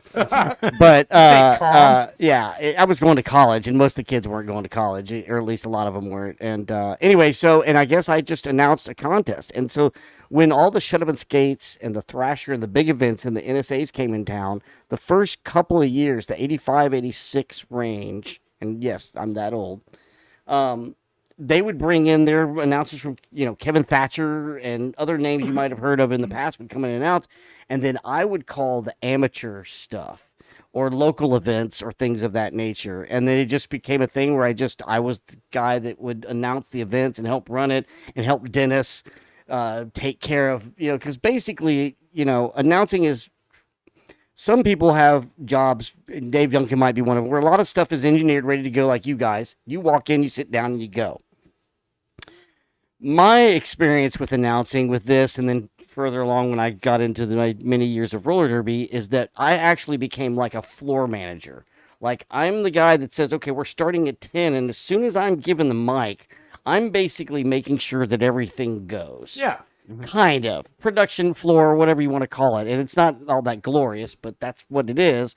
because basically I help move things along. Oh, we got to move things along. We got the next guy. We got the next session. We got to get the judges. We got whatever it is. And Trust anyway, me, respectfully, you say we sit down here and just go. Trust me, I understand Yeah. what you're talking about. Believe me. yeah. So, but with me, I was able to help Dennis run the contest. So Dennis was running the shop, checking people in, doing this, that, and the other, and then me, I would get the contest going with judges and everything, and did it. So it basically started with the skate park of Houston and doing small events and things of that nature, and just kind of was the extra guy whenever there was something around, and it was really minimal back then, but whenever there was something, I did a couple of turkey jams and a couple of things like that, real low key, and it just kind of evolved from that, and then it kind of blossomed once I kind of found my roller derby announcing, and then later on evolved further with skateboarding announcing. So It's badass. It's badass. And you can, I don't want to get too personal, but you can make a living doing this kind of thing? there are people that make a living, but I don't. Okay. This is purely for the love of skateboarding. This is purely because I'm good at it. I'm not trying to be cocky or anything, but I mean, No, you're good at it. I you're know good, I yeah. know how to manage it, and I can handle a mic. And sometimes I'm a little too much. Carrie will tell you the same thing, but But that's what you want from that guy. you want somebody that can run it, That's and well, somebody you want, that can you keep want the someone hype. that has too much passion to where it's like, yeah, they might go overboard, but like, who amongst us is going to do it, right? Right. Yeah. Well, and I'll give, and again, there's no stretch of me trying to toot my own horn, but I've been doing, at some point, I was calling an event, and it was a Jeff Phillips tribute event at the skate park of Austin. And we did this skate event, and part of that skate event were the newly formed Texas Roller Girls and the Roller Girl community. They were dating a couple of skaters, so there was a super close tie into that, and it was the same kind of scene. It was just chicks on skates versus dudes, and which is a whole different thing now. They were at the end of that event. They were like, "Hey, have you heard that we started this roller derby thing and this and thing? Would you like to come over?" And then I was like, "Oh, we're having our first event or whatever." And I went to that event. And I'm like, rolling around fast. Everybody's drinking beer, cheering. They're knocking the shit out of each other. That's for me. And so I got invited to do some roller derby with a bunch of other announcers. I was very green at that point. But the combination of talent and what they were trying to do, and then eventually we built called the Voices of Reason, which later became the Association of Flat Track Derby Announcers. So we basically went legit. We were building the sport where we were getting to be trying to get on TV, trying to get exposure from ESPN, etc. They were building where we had live venue announcers and you had on-stream announcers, and Yeah. like any other sport, an on-stream announcer, you could talk strategy and what they did right and wrong, but live stream, you can't coach, you can't talk about strategy, Sure. you can't do those things. So we basically, through Derby, learned on our own how to take a kitschy sport and be professional and practice, check names, make sure we learn their numbers, make sure we do all those things, because we had to train, we had to try out sometimes, we had to get picked for certain positions as a Derby. I'm squishing this together as Derby grew, and we got to a point where we had to have, like I said, auditions and tryouts and As announcers. the better announcers. But we were doing that by, we would have meetings, we do notes, we had notebooks, we had rules, we had to know referee signals, we had to know the rules of the game, we had to know the skaters, we had to know the strategy, we had to know everything. Yeah. And so studying and going through that and then learning play by play versus color. And, this guy talks at this time and this guy talks at this time. And how do you mesh those together? And then, oh shit, we've got sponsor reads. We've got to talk about this such and this helmet and this wheels and this company and all that stuff. Fast forward all the years of doing that and becoming pretty good at it. I'm not Just trying to- say it, man. I'm the most tenured announcer in roller derby. I'm the oldest guy still doing it, basically. All right. So let's put it that way. I'm the oldest guy since 2003, still doing it. But the whole thing, to bring it back to skateboarding, is that all of that taught me how to do what I was already doing, which was yelling, hyping, calling people's names, and cracking a few jokes, and making it where I could hopefully accomplish it on a professional level where it sounds proper and good, but at the same time still be able to keep the kitschiness, which is why I make fun of people a lot of what they're wearing. You do. But I do it in a way that hopefully doesn't piss people off. You're wearing a shoestring belt or whatever, I'm going to talk about that, etc. So I give a lot of love and tribute to Derby, which here's my cheesy thing. Our 4 wheels came from their 8 wheels. Oh. So that's the whole skateboarding, roller skating tie. Dude. And so anyway, Totally. right, it is. So, and now that made my announcing better. And so since Banger in the Hangar, which was the big Houston event, I was able to do for 5 years. Now I've been trying to do as much of these things that I can. And as cheesy as this sound, this is what I think I can give back to skateboarding. No, that doesn't sound cheesy. We get that. I still skate and, I can do some slappies and a few things, but I don't skate anywhere like I used to. But I feel like I can enhance and get these events, etc. Again, Dave Duncan is the guy that does this and some of the X Games guys, and I don't ever necessarily claim to that, but I think it's pretty fun that I get to help run these events and be a part of it, and It's badass. we'll see. So I don't know. And Bustos, this guy also he's well qualified. He's got his own skateboarding podcast, Texas centric skateboarding podcast. Oh, I know all about that. You And do? I'm a subscriber too. But it's just that if we find a way to stay in skateboarding and attach to it as any best way we can, be it skill or just, your mind or heart, Right. one way or another. Like I say, every day I lose a trick, I build something. You know what I mean? Yes. That kind of thing. Fuck yeah. Mm. True. Well, because Carrie is here and you're here, and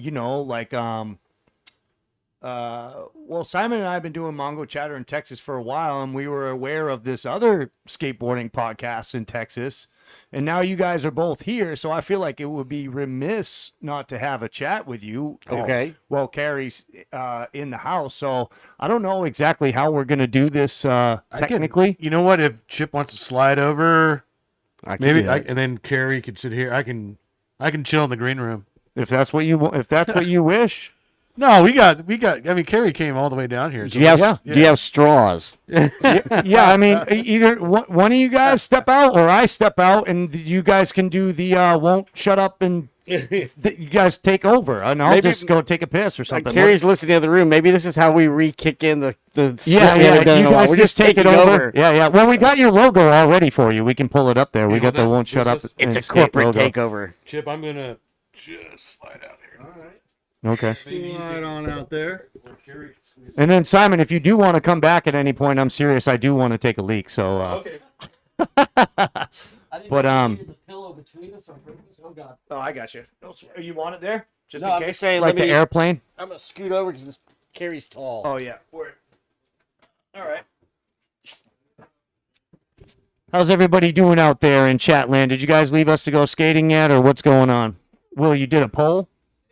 They did a poll, or you did? Nice work, dude. Oh yeah. How's the poll going? It's yes, but cooler. Okay, sick, rad. Maybe they join us for a cool off when it gets a little hot. Yeah. Any questions to be answered on the chat? Anything at all? What I usually go through and kind of read what's going on, but I see some weird. There's something about mint jelly. Mint jelly, we're on it. Yeah, I don't know. There's all kinds of stuff. Wait, is that somebody's nickname? It is, if it's not, it will be soon. Welcome, Carrie Jackson, to Jackson's in the house. Mongochatter. Look at this, a meeting of the minds right here. They're gonna flip it, start interviewing us. We're Yeah, gonna catch it. yeah, here we go. This is you never know what's gonna happen. Any further? Go Spurs, go! Yeah. Oh, I didn't even realize that was a Spurs shirt. Okay, This is from sick. Jesse Garza at Cat Palace. Jesse made this. Hell and yeah. I had to get my hands on one. Rad. I've had this for about 12 years now. Sick. So shout out to Jesse. Cat Palace, Jesse. Yeah. Shout out to Coach Pop and the entire San Antonio Spurs organization. All right. Western Conference. Fuck yeah, dude, coming in strong. It was wild. It took me about an hour to get home from downtown last night, and it was And nutty. you live pretty much downtown. Yeah, I work like at Soledad and Houston Street, so it was like man, I just sat in my car and I just let it go. So if anyone doesn't know that's watching this, it isn't from this area. When the San Antonio Spurs win a game, especially a playoff game or a big gnarly game, people go honking, and it's they take to the streets and they hang their asses and tits out of their cars and they honk. Firework trucks. Yeah, exactly. It's everything you can imagine and more, and it's just a spectacle to behold. So, yeah, go Spurs, go. I mean, I said it once. All right, go Spurs, go. Fuck Just it. nice to see the city happy. Oh, it is. It's good. It's really good for the city. Burning down on their terms. Yeah, burning it down on their terms. Shit. All right. So okay. So Chip, we were just talking about your illustrious homespun announcing career in the skateboarding and roller derby world, and all the qualities and talents that you have accrued and developed. Oh yeah. Have made you the perfect shoe-in for a Texas-centric skateboarding podcast. No? Let's tell Right, Carrie? Let's tell a quick story. I don't know if there is a quick story. First off, for probably the last 10 or 15 years, I have randomly had conversations with people about how do we keep Texas skateboarding history alive before people pass away, and how do we do this, because California has this movie and they did this and they did that, and so how do you do it? Can you do it Facebook? Well, that's a clusterfuck. Can you do it this way? Can you do that way? Et cetera, et cetera, et cetera. Okay, so for a long time we've been talking about that. Circle in also my good friend Carrie, who I've known for 30 years or so. Pretty much every time we get together, literally, it's like in a segment of a skateboarding podcast, in a sense of we're talking about this event or these people, or did you see this or that, or I'm building this or this is there, whatever. And so fast forward those conversations and the desire of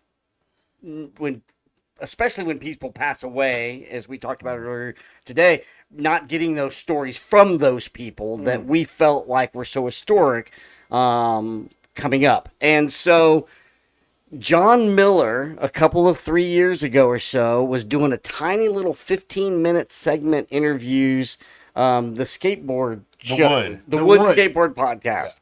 And he was just randomly chiming in to 15 minutes or so people and just having a thing like that. And we're like, oh, that's cool. Da-da. And he said, oh, I'd like to have you on. Da-da-da.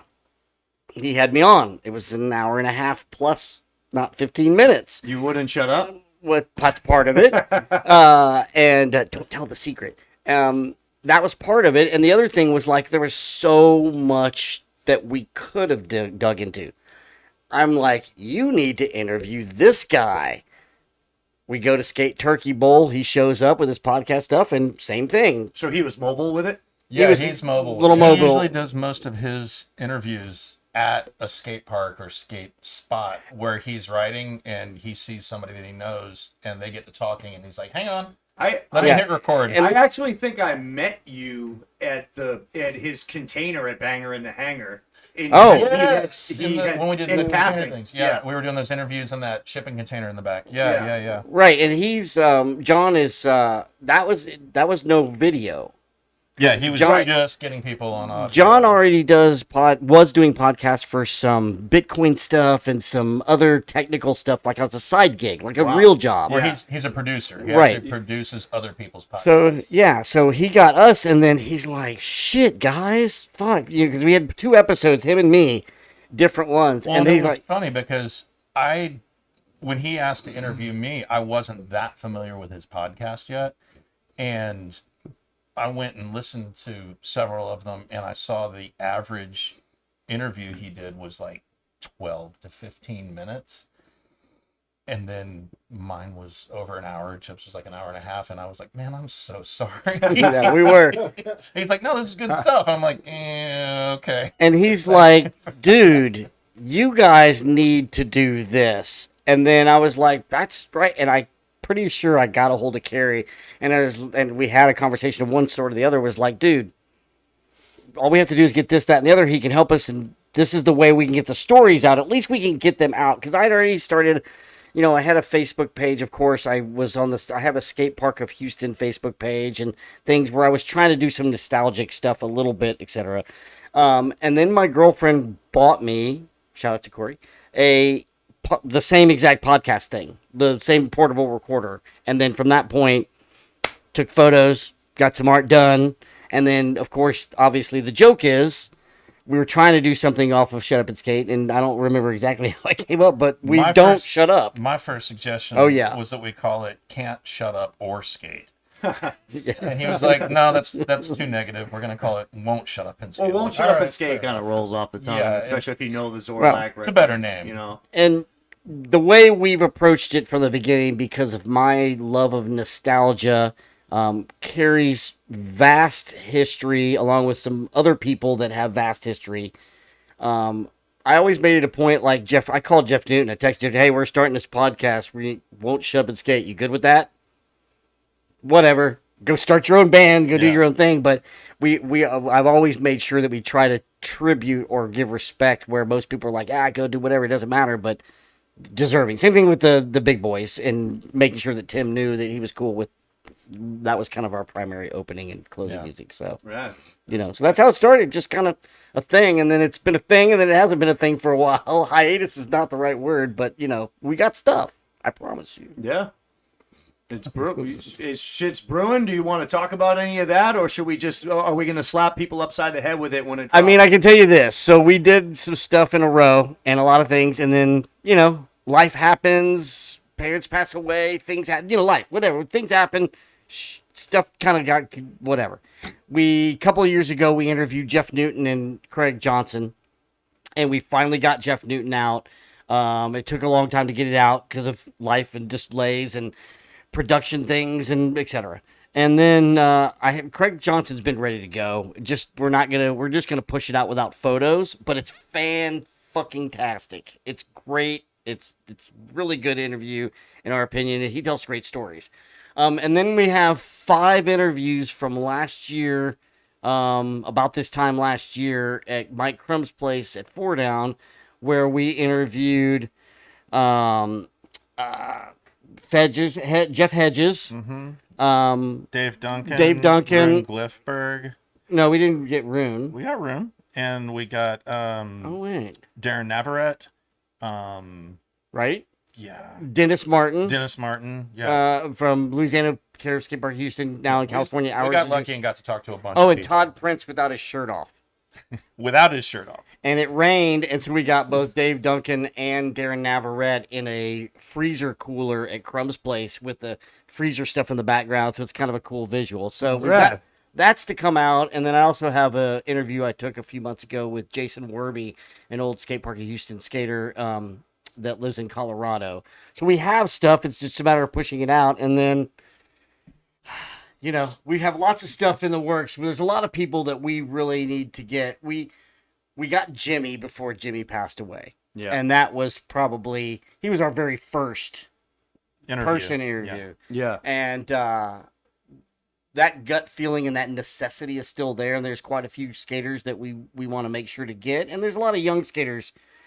Jake Nunn and Zach and people are asking about when are you going to get to this. So it's just a matter of getting going again. So rushing it through. I'm sure you can relate to this because it's with the focus on preserving the history, like you said.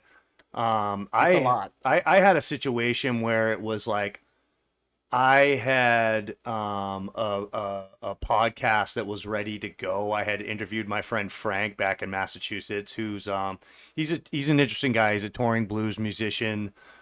We had recorded an interview, and the raw interview was recorded, but I hadn't started to edit yet and add video and so forth. And I had also recorded an interview with Jimmy G, and I came to a precipice where I was like, even though the order was going to be out of whack, something, I don't want to say the writing was on the wall, but I felt like I wanted to get the Jimmy G episode out while he was still alive so that he could revel in it. Sure. So I ended up bumping the other episode back, and that came out a year later because I really wanted to be in that time frame. Yeah. And is that something that you guys, is that something you can relate to as far as encountering people that are of the older generation who have done a lot in Texas, but there may be a certain urgency with people's health and age and things like that? For Yeah. sure. And also, one of the contributing factors to why we're behind on things is that so far we have been doing sort of a linear timeline history, starting in the 70s with the first concrete skate park that opened in Corpus Christi, and moving forward. And so far we're up to about 1980, which, like, well, when are we ever going to get to the 90s? And Yeah. then the 2000s, and then Yeah. today. Yeah. And do you, So we may have to start jumping around on some of that, but there is definitely, I mean, I certainly feel a pressure. Part of the thing that I think kind of catalyzed us into wanting to do this was we were both good friends with Wild Bill, who did Pro Design pads, and that dude had so many stories and he was Yeah. so entertaining. And we had been talking about the idea of trying to get some kind of documentation of Texas skate history down, and then Bill died. And we lost the opportunity to ever interview him for that. Yeah. And so we were like, we gotta make this happen while people are still with us. And, you know, seeing Jimmy pass this year is just a reminder of, like, yeah, don't take it for granted. We're so glad that we were able to get him. And man, he came prepared. He had photo albums, he had newspaper clippings, all sorts of stuff with him. And so, like, people have these stories, and, you know, I don't know what the audience is for this. There's all 13 of y'all out there, I hope you like it, but it matters to us. Yeah. And it clearly matters to the people that we're able to talk to. And if we don't do it, it's just going to be like tears and rain, lost to time. We want it down for sure. That's the most important. We don't care about clicks and YouTube acclaim or any of that kind of stuff. We just want to get it. And so I think what we're going to be doing going forward is some of it was streamlining. We were even talking earlier about the production. We were doing you were doing a podcast machine, and then you were doing a video, and then you've got to match the sound up, and you've got to do all those things, and it became maybe a little bit cumbersome because also John as a producer is doing it as a side gig, and Yeah. et cetera. And For the so I love think we're gonna make a shift, and we love this format in some respect, but for the podcast, like the historical stuff and then the interviews, which is kind of the two big parts of the podcast. I think we're gonna go to more of like a direct film with a plug-in that's got the lapel mics that you don't have to do as much of the editing to streamline it. That'll get us a little bit worried, not as so much worried about getting the content out as opposed to doing a live thing, because we want to edit it and put photos in when we can. And sometimes that's what slowed it down. And Yeah. the way my brain works, Trust me, I understand. I want to get it perfect, et cetera. So Yeah. anyway, but we also said in the beginning, there's no timeline. Yeah. We just want to get it done. But yes, there is an urgency here. And when like we talked about Marshall and Mark Johnson, people passing recently, it's a tragic anytime, and you wish you could get that. Yeah. But there's people that were on a short list, Frank also being another one of them. Yeah. Who Yeah. Frank was occasionally checking in on his road for the trails. Frank with Texican skateboards.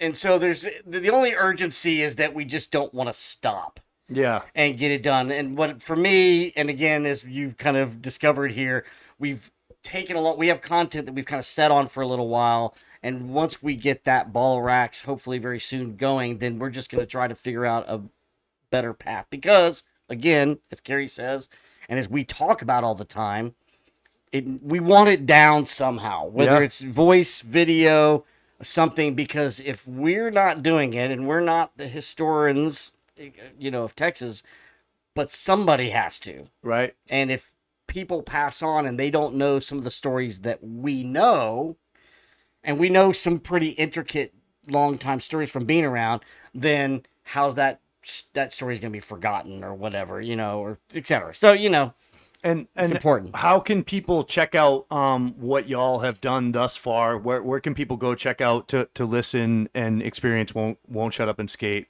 Any podcast platform, Apple, Spotify, Podbean, there's a few of them. Okay. And then, of course, we do have a YouTube channel. And I say from episode 3 or 4, since Booger Yeah. out of Galveston. Yeah. We started recording, Filming.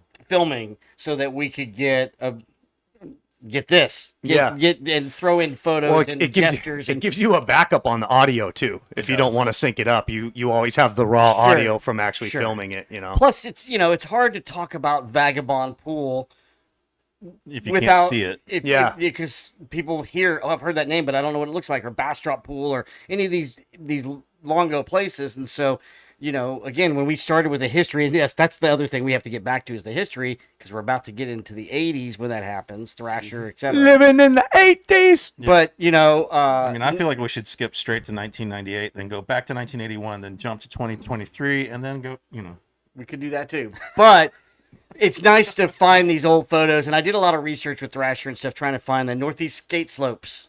Yeah. And that board was skated at. That's all that stuff. Yeah.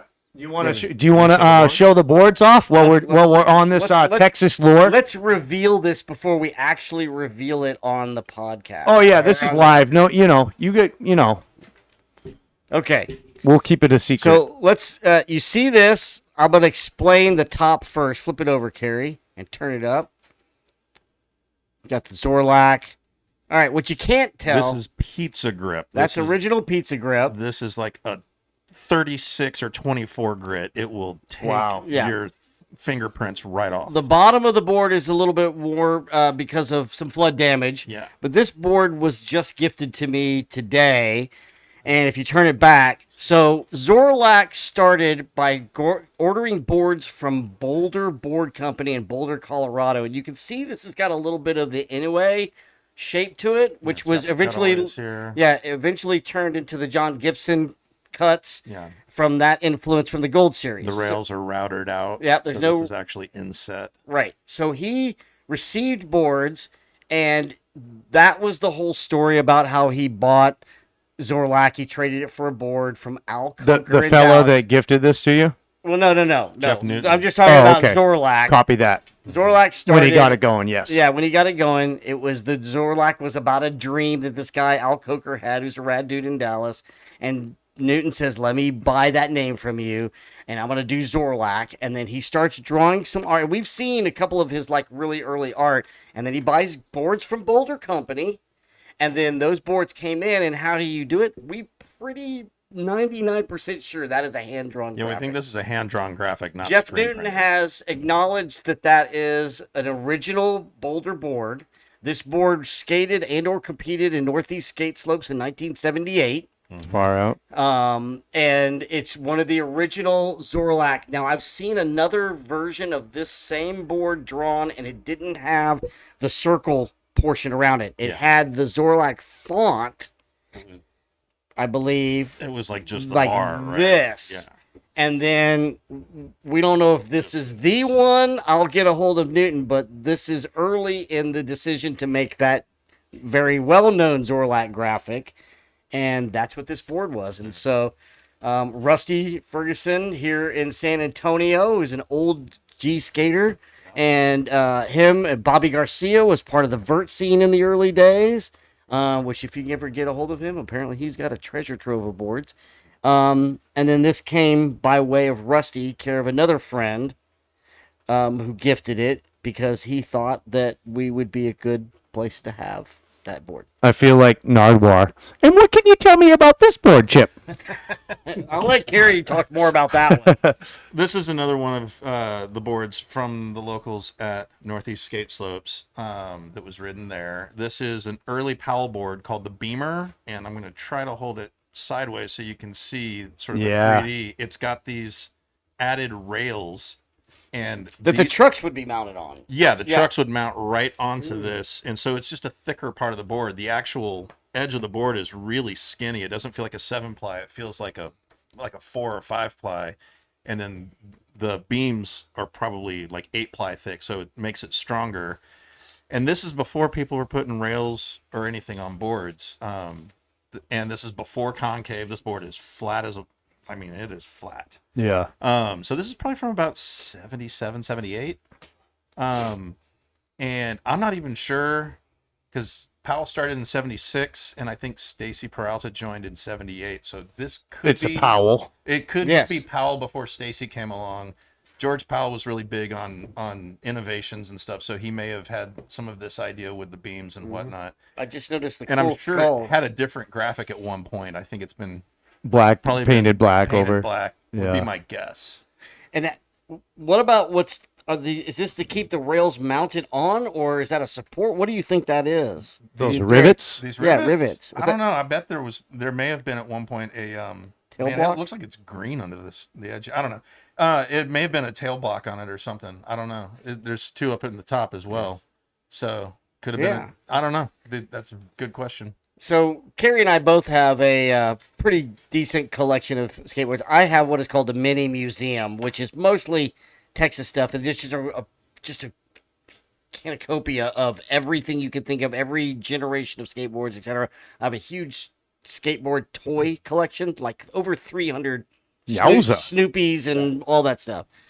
It's And so he and we have 5. I think there's 5 boards in my car, but he gifted those us because he wanted them to go to a good place and was being generous about, getting rid of things and going to a right home. So we're pretty stoked to have those. So Hell yeah. Yeah, Yeah. made the right Shit, decision. like piece of history. Hell Piece yeah. of history. Piece of history. And it was posted on the Zorlak collectors pages, and so I know some of the dollar vault numbers that people were offering out there. So I feel blessed, obviously, to have acquired that. He said I could keep it until he needs it back. And he's leaving here in an armored car with a detailed security, so don't try no funny shit. Yeah, that's what it If you guys know where we're at, we'll be. When you're not going to get Sicario on us, dude. I might be scrappy, but you didn't know that I have a bodyguard. His name is Carjack. I really appreciate you guys giving us insight, and it's like I say, it's a meeting of the minds. It's nice to sit down and chop it up with fellow Texas-based skate podcasters. My buddy Chris Bustos, co-host of Mongochatter, he I don't know if you guys are familiar with this man's work. He builds a lot of spots around town for our kind of DIY scene, and does All of Us, which is a collective, positive, promotional stoke, just a vibe, basically. It's not really a brand, but it's a thing that he runs and we're involved with. And we do a segment here called Bustos Boneyard, which this guy builds stuff and then tells us about what's going down in the Bustos Boneyard. Because Carrie's a fellow builder as well, and I thought maybe we could jump into that. Yeah, what you got? Well, I'd say thank you very much for keeping everyone digitally immortal. Thank you very much for that. Okay, so. Oh, okay. Sorry, go on, Chris. I'm sorry. Oh, no. This is your epic Bustos Boneyard intro. Yeah, it is what it is, just for the community. I mean, just put things together. I'll skate for a while, let the community know where it's at. I just do hit and runs, what you call lumps and bumps against ledges and so forth. Quick pours on public properties, kind of thing, and just send a shout out. Just wait for someone to do a flip on it, that kind of thing. So that's pretty much it, really. I mean, And what's going on this month in the Boneyard? oh, this month was a little new hidden spot. I'm pretty not done with it, but it's come to a point where it's skatable right now with a few obstacles. Mainly a lot of the obstacles, half of them usually I build is for me, for an older people. So if you're over 45 and so, some of these obstacles are quite age friendly. So get out there, that kind of thing.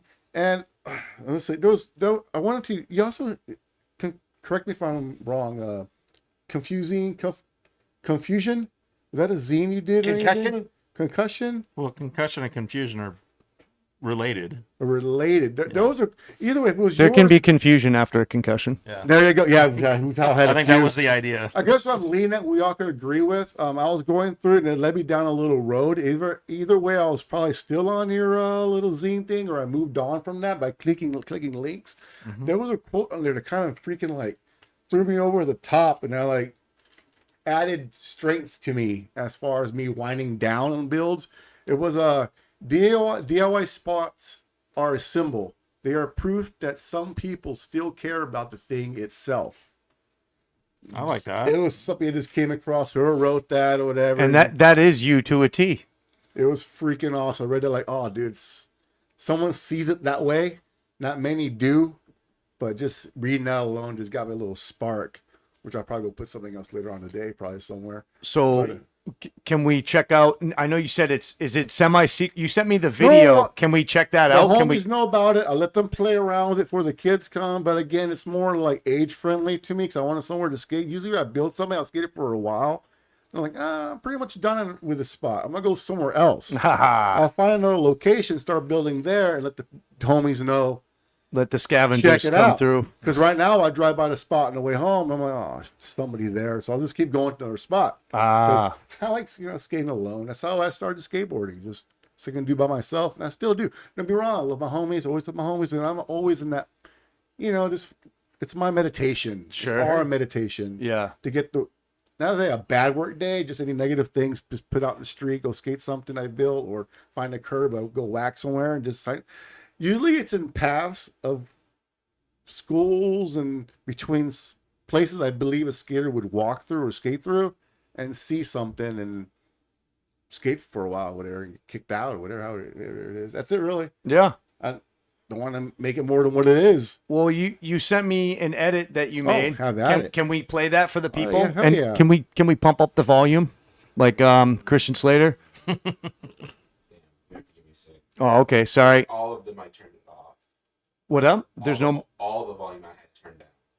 Oh, okay. Well, we don't. I mean, we're in the moment here. Chris, walk us through it. If Blast it's it. okay, so this is an undisclosed spot at this time, not available to the public. Jason B knows where it's at. Those who follow and commented in my posts know where it's at. Pretty much kind of thing. Show interest for you, for me, for the whole city, whatever. But the south side doesn't get much love other than the Dirty Boy Bowl, you know what I mean? Yeah. There's that many spots around here. Everyone's go up north. I'm tired of driving 48 minutes to an hour 15.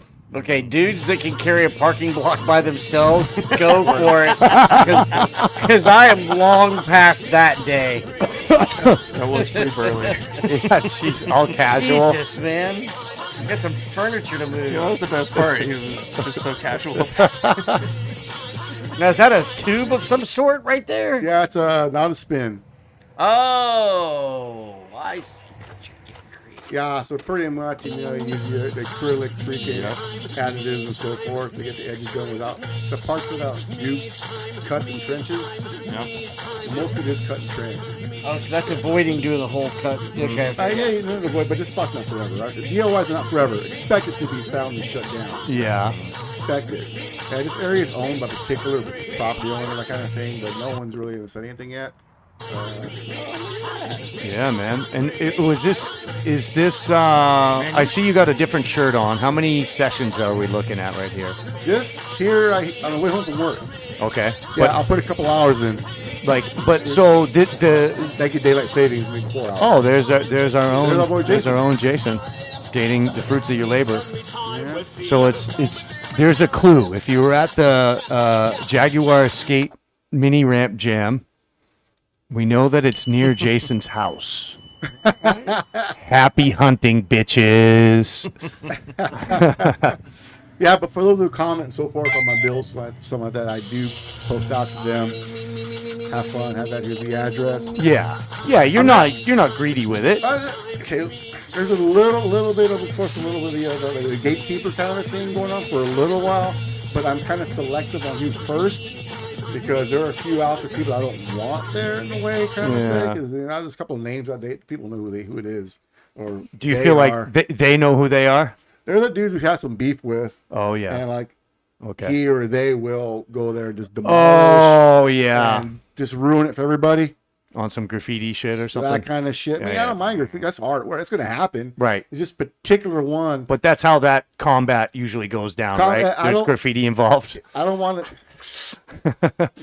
Exactly. Anyway. Anyway. It's all good. But no, dude, salute you and appreciate what you do. I think we're getting more and more into the depths of the boneyard as the months roll by. Yeah, so what, third one maybe? Third? I guess so. Yeah. I didn't realize that you it's kind of like, I mean, you're in a way you're building it for all of us, like we say. Correct. Yes. But you're also kind of like, I kind of need somewhere. People are skating this one now. I kind of need somewhere new to pop off for myself. For myself. Which my space. Yeah. I mean, I think that's such a beautiful process. It's my couch. This is where I go. I go skates. Where I just get my angers and my feelings out. I just want to be alone. Yeah. Yeah, because there's a spot a little ways down. It's in the middle of nowhere too. I got that one ditch I have. It's like 3 miles from any human. Just a middle of a field. Just a parking block and me. That's it. Okay. All right. If I were to stumble, roll an ankle, yeah, I'd be a little bit in trouble. Well, that's a thing to worry about, but maybe not. Always a thing.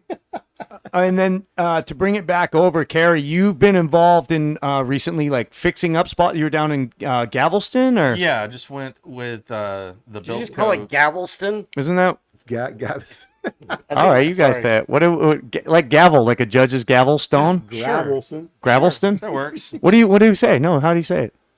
You mean I mean, Galveston? these mothers be fucking calling it the Guadalupe and stuff, so I don't really trust any pronunciation. That's an Austin thing. Yeah, but it's Guadalupe. Yes. And- Yeah, unless you're on the street of that name in Austin, that's Guadalupe. Yeah, The river is Guadalupe. but Yeah. pronunciation-wise, it's spelled Guadalupe, no? Yeah, but like, Austin has a San long, Antonio. proud history of not pronouncing things right. Like, Yeah. There's a town just east of us So, that we call Manor. There's Burnett. so I'm following that tradition and calling it fucking Galveston. Yeah, that works. All right, tell me about it. So, the Johnny Romano Skate Park is the public skate park in Galveston on the seawall at 28th and Seawall Boulevard, right across the street from the beach, right across from the Pleasure Pier, if you know what that is. That's the pier over the water that has the amusement park. Where those people got stuck. Yeah, where the got poor stuck. people got stuck for 4 hours. You're right. Exactly. I saw your Pleasure. face light up. And right next door to the skate park is Ohana Skate Shop, which our buddy William Boog Cram Shout out. owns right there on the. So this is like, ground zero for the Galveston skate scene. Grindline built a park there back in 2008, I want to say, right before Hurricane Ike, and it has been in need of repairs and maintenance for quite a while. And we went there, basically chased a bunch of stress cracks and filled them in the surface. Replaced a bunch of coping blocks that needed it. Regrouted all the coping that needed it.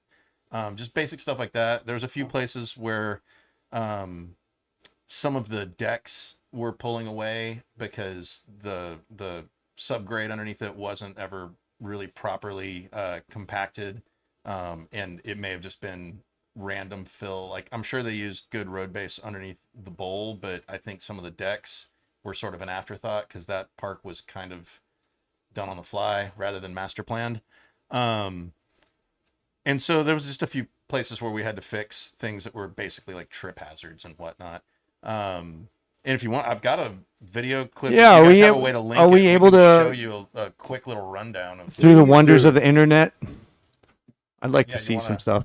How do you guys when you go in and you see that the park needs work, like how do you determine what needs immediate attention and what is maybe shorter, like longer down the list?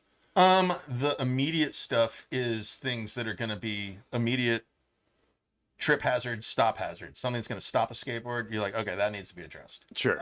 Other stuff is things that are like, ooh, we could improve that. And it's at that point, it's all a matter of what's in the budget. Sure. Give him I think he's looking for. Yeah, are we looking for So can I send you a link or something to Instagram?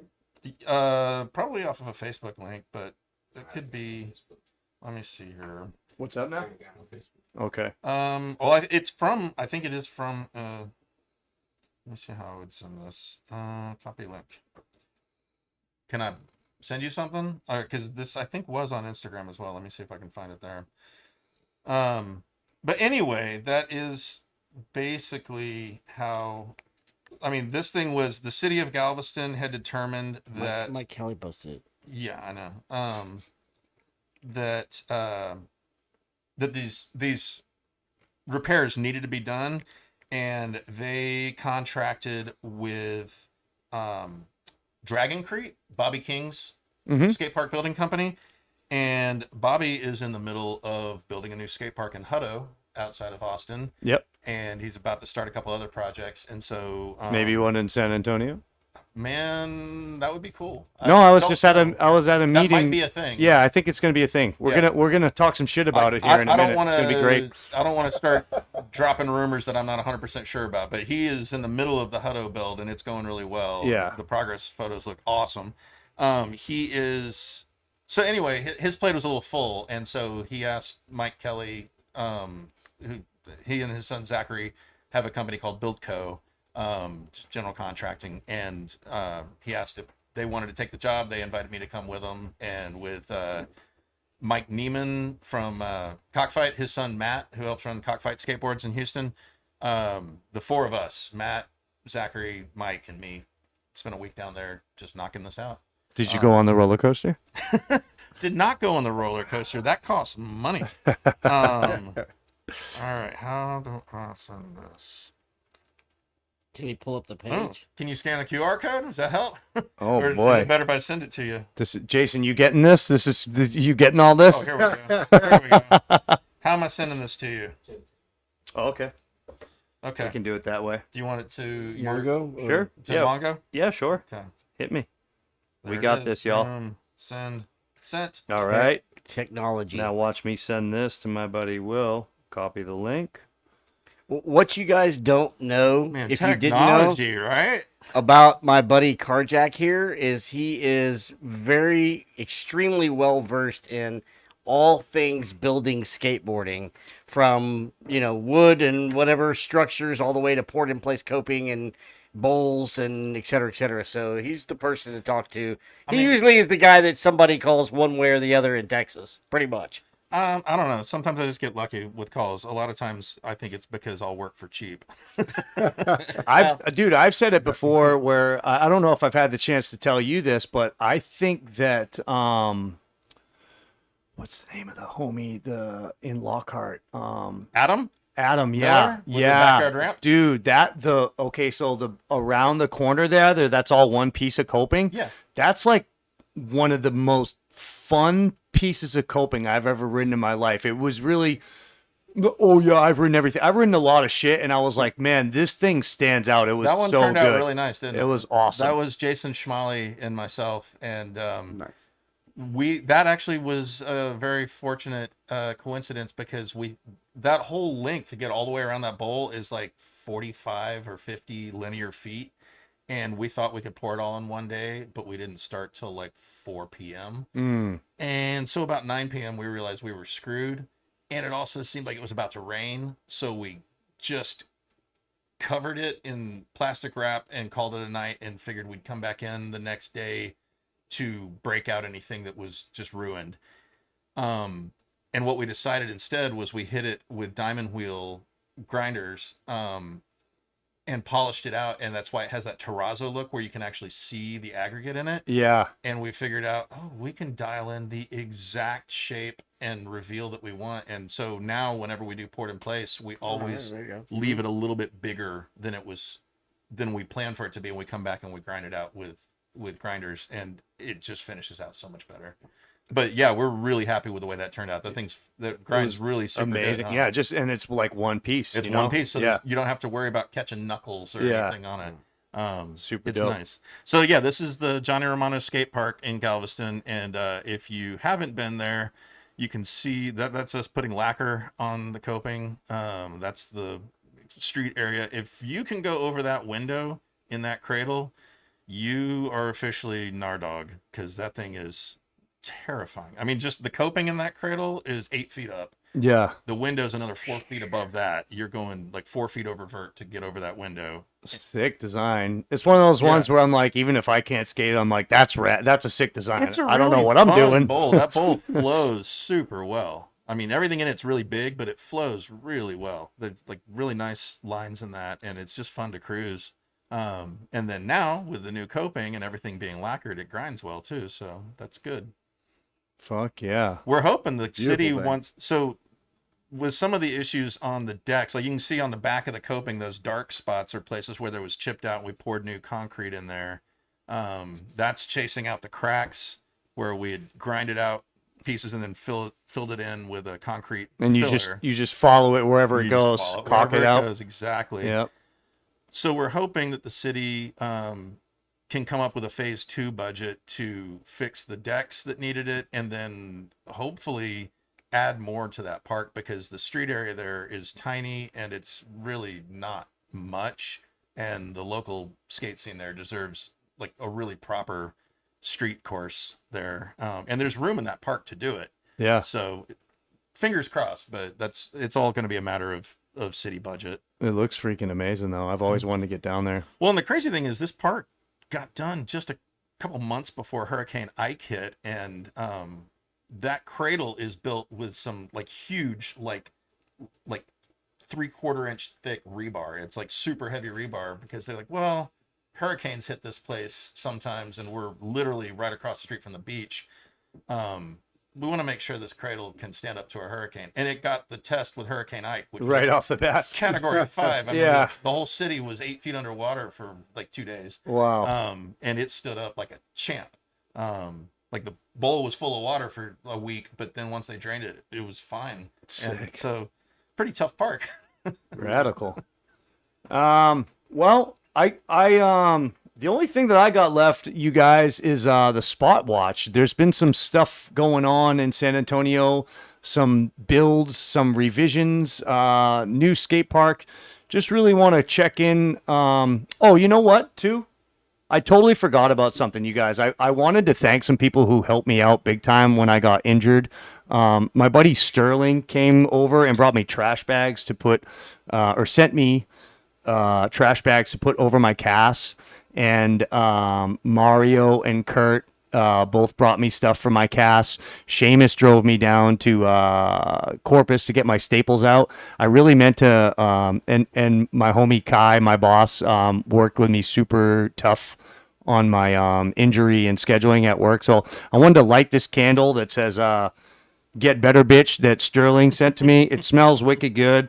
And I haven't lit it yet, so I just wanted to say thanks to all the homies that that checked in with me while I was injured. And so sorry for that side afterthought, but just before we wrap it up, I wanted to go through some shit that's going on in San Antonio to give respect to the people that are taking the time to make it happen. So we got a little thing called Spot Watch, and as we said, we got the Galveston reboot. Blossom Ditch, remember that one, Bustos? Yes, I Blossom do. Ditch. Those fools have revamping it. Tony They and dug them. out the tunnels and dug it out. They always get full up. If you leave your wax there, it just attract dirt and mud and become a mound, and it gets buried right over in the corner to the right. Yeah. Yep. Yeah. Oh yeah. They dug all that shit out. I haven't been there about 17 years. That's what everyone was saying. And there's new hype. And like if Tony's over there, like the Pied Piper, bringing all those people to make it work, that's like it's going to be a new one. And there's shade. Well, these are all the kids going to learn like where wheels matter. 'Cause that place is erosion. Oh yeah, And geez Louise, man, for sure. It's ridiculous. But Cherry yeah. softies. But I just wanted to give respect and props to those fools. Of course, some of the homies from New England involved with Pillar Design are just finishing up in Pleasanton, that bowl down there. That looks awesome. Big Faye, Justin Gorman, Butters, Big Satch down there at the Pleasanton Bowl. I believe it's complete and open for business, according to Bobby Bird. So go get some. There's diamond coping. We might have a Pleasanton photo or video we can allude to. But yeah, that shit's ready. Yeah, but the funny thing is too, them digging out them barrels and so forth, they're actually putting it back up top of the hill where the tree is. That's where actual soil was coming from. So when it rained, majority of it went back in. Ooh. At Blossom, you mean? Yeah, Blossom. Yeah. Do you think that's going to be an ongoing thing? No, they relocated the dig out, but they were putting it where it was coming from. So Oh, That's dude. Pleasanton. yeah, this is Pleasanton. It's I 4-6 maybe. I think so. Yep. That And looks fun. it looks Jeez, that was fun. diamond grind coping. Wow, all of it? Yeah, all the way Man, around. They got diamond grind bent. That's pretty good. And it's I guess it's standalone, but they want to build a a pump track that connects the bowl area to the To rest of the street skate course? park. Yeah. That'd be cool. So, Of course they do. Pump tracks. I always call this place Slab Side, but it's actually Slab Land. Our buddy Antonio is continuing to hold it down. It's kind of like it's in the woods. It's kind of like this. This is where the cool kids go to rip. I'm not gonna lie to you. The north side, man. Yeah, North Side DIY. You see the Orderly guys there fucking it up. This is our homie Yang with the front feeble rock fakie right there. That's these guys have just been there building. I think they're there right now, actually. They are adding the little ledge, grind off ledge, or Yeah. into the manual pad. Mario told me they were going to be listening to us, so shout out to the homies over there at Slabland. Antonio, what up? We see you. We salute you. West Side has a pump track brewing. That's it looks pretty intricate. I've driven by. I haven't skated it, but it looks fun as shit. hell. Okay. Is that concrete or is that asphalt? It looks both, right? I think both, yeah. And there's a few different sections. Like I don't know if it's like a, blue circle, green, whatever. If it's like levels of difficulty, Double the black different, diamond? yeah, type shit. But yeah, it looks pretty neat. It looks like someone had a lot of fun building it. I don't know that much. Look at a about- warped out baseball field. Yeah, it's a Salvador Dali. The world's hardest putt-putt golf course. Honestly, The whole pump track trend of like filling the middle with shit you can't skate though. I mean, I know it would be a clusterfuck if you had it in the middle, but then again, it'd be a good kind. yeah, I'd rather see a volcano Yeah, than a yeah. pile of rocks, I guess. Or just something that you can cruise other directions and whatever. Anyway, Yeah, those rocks get pushed out to the track and done. For that it. happens too. Yeah. Yeah. Oh, totally. You didn't get that double hump on New Braunfels? The random hump in the middle of nowhere? Got a little Dude, tour. off New Braunfels. It's just a walking path. Oh, Just a double hump that goes nowhere. okay. So You it's get- not asphalt. You can get to it at a weird angle. but- Oh, I know where you mean. yeah. By like off New Braunfels. an Austin highway. No. It's a 35 South, right on that area. Okay. Yeah. I anyways, don't know where you mean. It's a pump track. There's two humps, and it goes nowhere on both sides. But there's a sidewalk next to it, so right in the sidewalk. Is it in the wild or someone built this? It's in the wild. Okay. City built it, whatever. For skateboarding though? No, Oh, okay. for nobody. Okay. It's just two humps. It's ridiculous, but not at the same time. Sounds like a good spot. Hey, we're going to two humps. We're going to two humps. Two humps. That's what I'm gonna do with my lady later. Two humps. It's like it's so. If she's lucky. I'm surprised I haven't skated yet because it's so lame. It's so lame. It is perfect for me, dude. I drove by it like 4 times and. Let's man, get to it. Let's go get you a get clip, to it. dude. Go Let's get go. a clip. You make a You quarter get pipe there. next to it. You get there with your water and you stretch for 5 minutes. Take 7 sheets Two of humps. ply, 7 sheets of ply and shit, and cut it all out. Do a hump. And real quick, just because it's news, and again, Carrie, you're right. I don't want to let the rumor mill fly, but I went to a skate park advocacy meeting the other day, and I'll vaguely tell you guys that it was very interesting.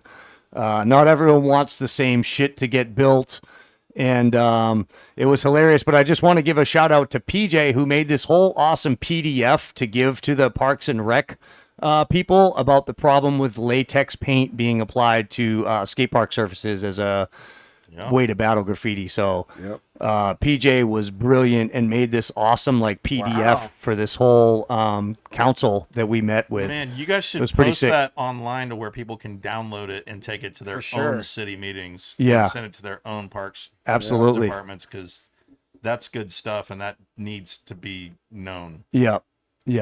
So that's it's like I've tried to be a mouthpiece for this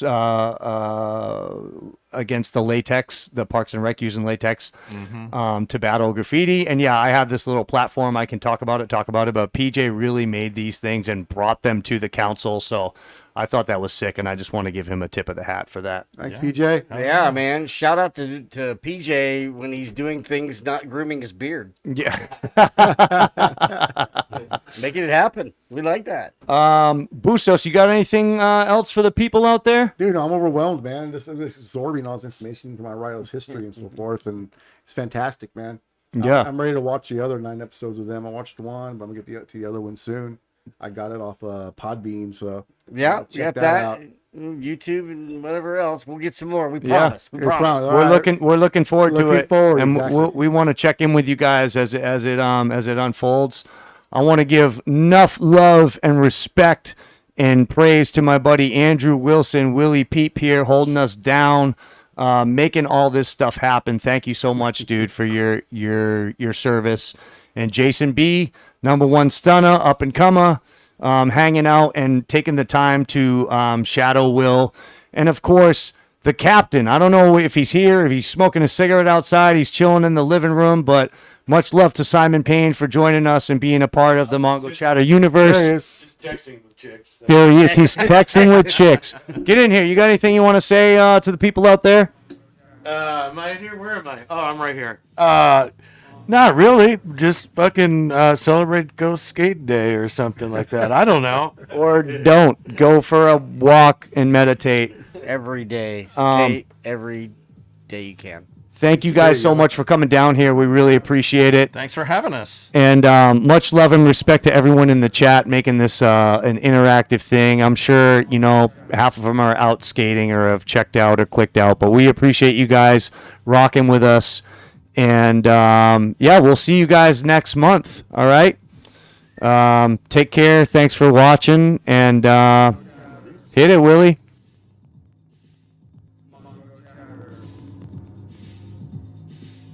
Mongochatter.